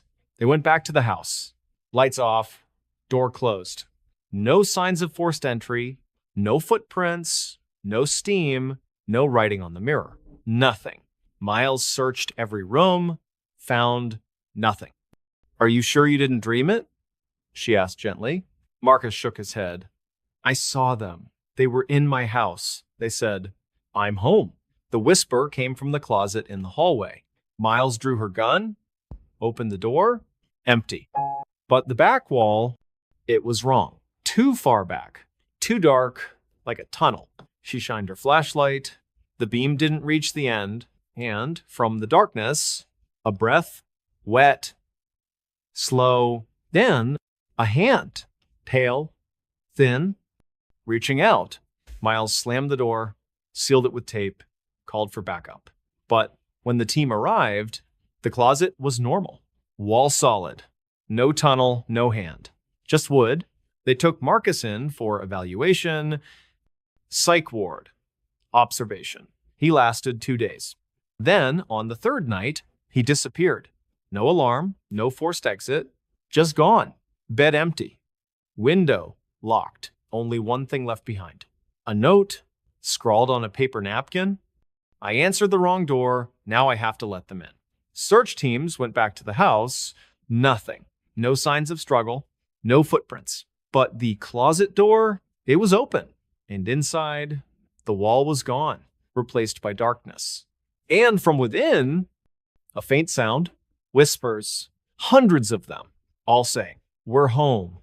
And if you stand on Hemlock Lane at 2:13 a.m., when the wind dies and the stars vanish, and you knock on Marcus's door 3 times, slow, steady, you might hear it.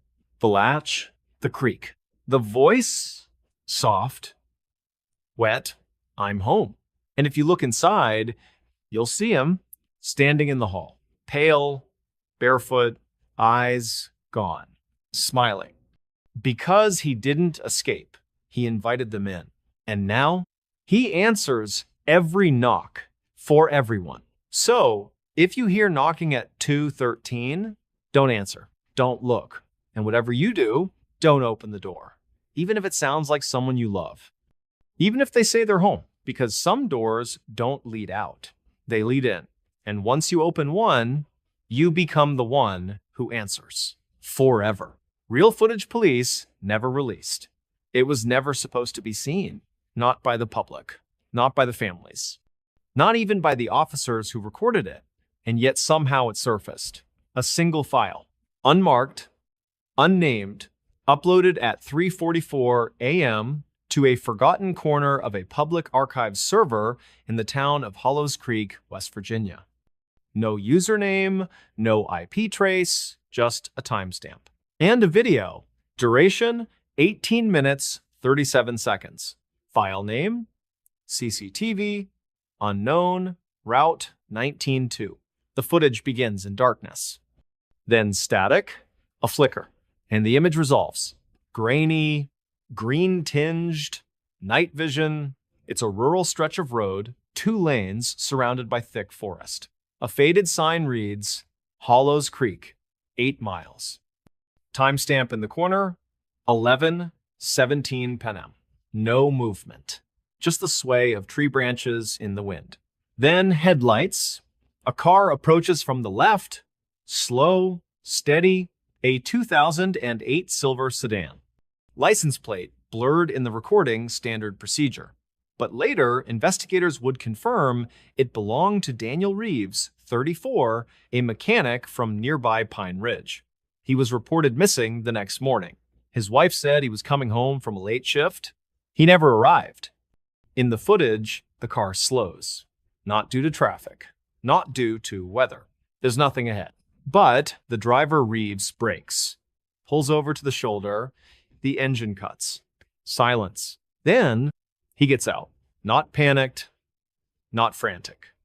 Just deliberate. He walks to the edge of the road, stares into the trees, and waits. For nearly 2 minutes, nothing happens. Then, a figure emerges. From between the pines, tall, thin, wearing a long coat, too long dragging in the dirt, its face obscured by shadow. Not from the night, from something else. As if the camera refuses to focus on it. Reeves doesn't run. Doesn't scream. He just watches. The figure stops 10 feet from him. Raises one hand. Not in greeting, in command. And Reeves begins to walk. Backward. Step by step. Into the woods. The camera doesn't follow. But the audio, it does. Footsteps. Crunching leaves. Then, a whisper. Not from Reeves. From the trees, multiple voices. Overlapping. Come in. Stay with us. You're wanted. Reeves's breathing grows shallow. His steps slow. Then, a scream. Short, cut off, like a hand over his mouth. Then silence. The camera remains fixed on the empty road. For 6 minutes. Then, movement. Reeves stumbles back into frame. But he's wrong. His clothes are torn, his face pale, too pale, like he hasn't seen sunlight in years. And his eyes? They don't blink. He walks to the car, opens the driver's door, gets in, starts the engine, drives away. The footage ends. But that's not what made the police seal it. That's not why the file was scrubbed from every backup. Why officers were sworn to silence. Why the deputy who first reviewed it, Karen Miles, resigned the next day, muttering about things that shouldn't be seen. It's what happens after. At 11:53 p.m., 7 minutes after Reeves drives off, another car appears. Sheriff's cruiser. Unit 14, Deputy Ray Teller. He slows, scans the road, pulls over, gets out, looks around, then he sees something on the ground. A phone. Reeves' phone. Teller picks it up, checks it, then he turns, looks into the woods, and he sees it. The figure, still there, standing between the trees, watching. Teller reaches for his radio, but before he can speak, the whisper returns. Louder, closer, come in. Teller freezes. Then he holsters his weapon, walks into the trees, same backward steps, same silence, same cut-off scream. The camera records it all. But again, that's not the worst part. At 12:18 a.m., another vehicle, an ambulance. EMTs report a call about a stranded motorist. They get out. Search. One finds teller's hat. Then they hear the whisper. Both men turn, walk into the woods, vanish. The camera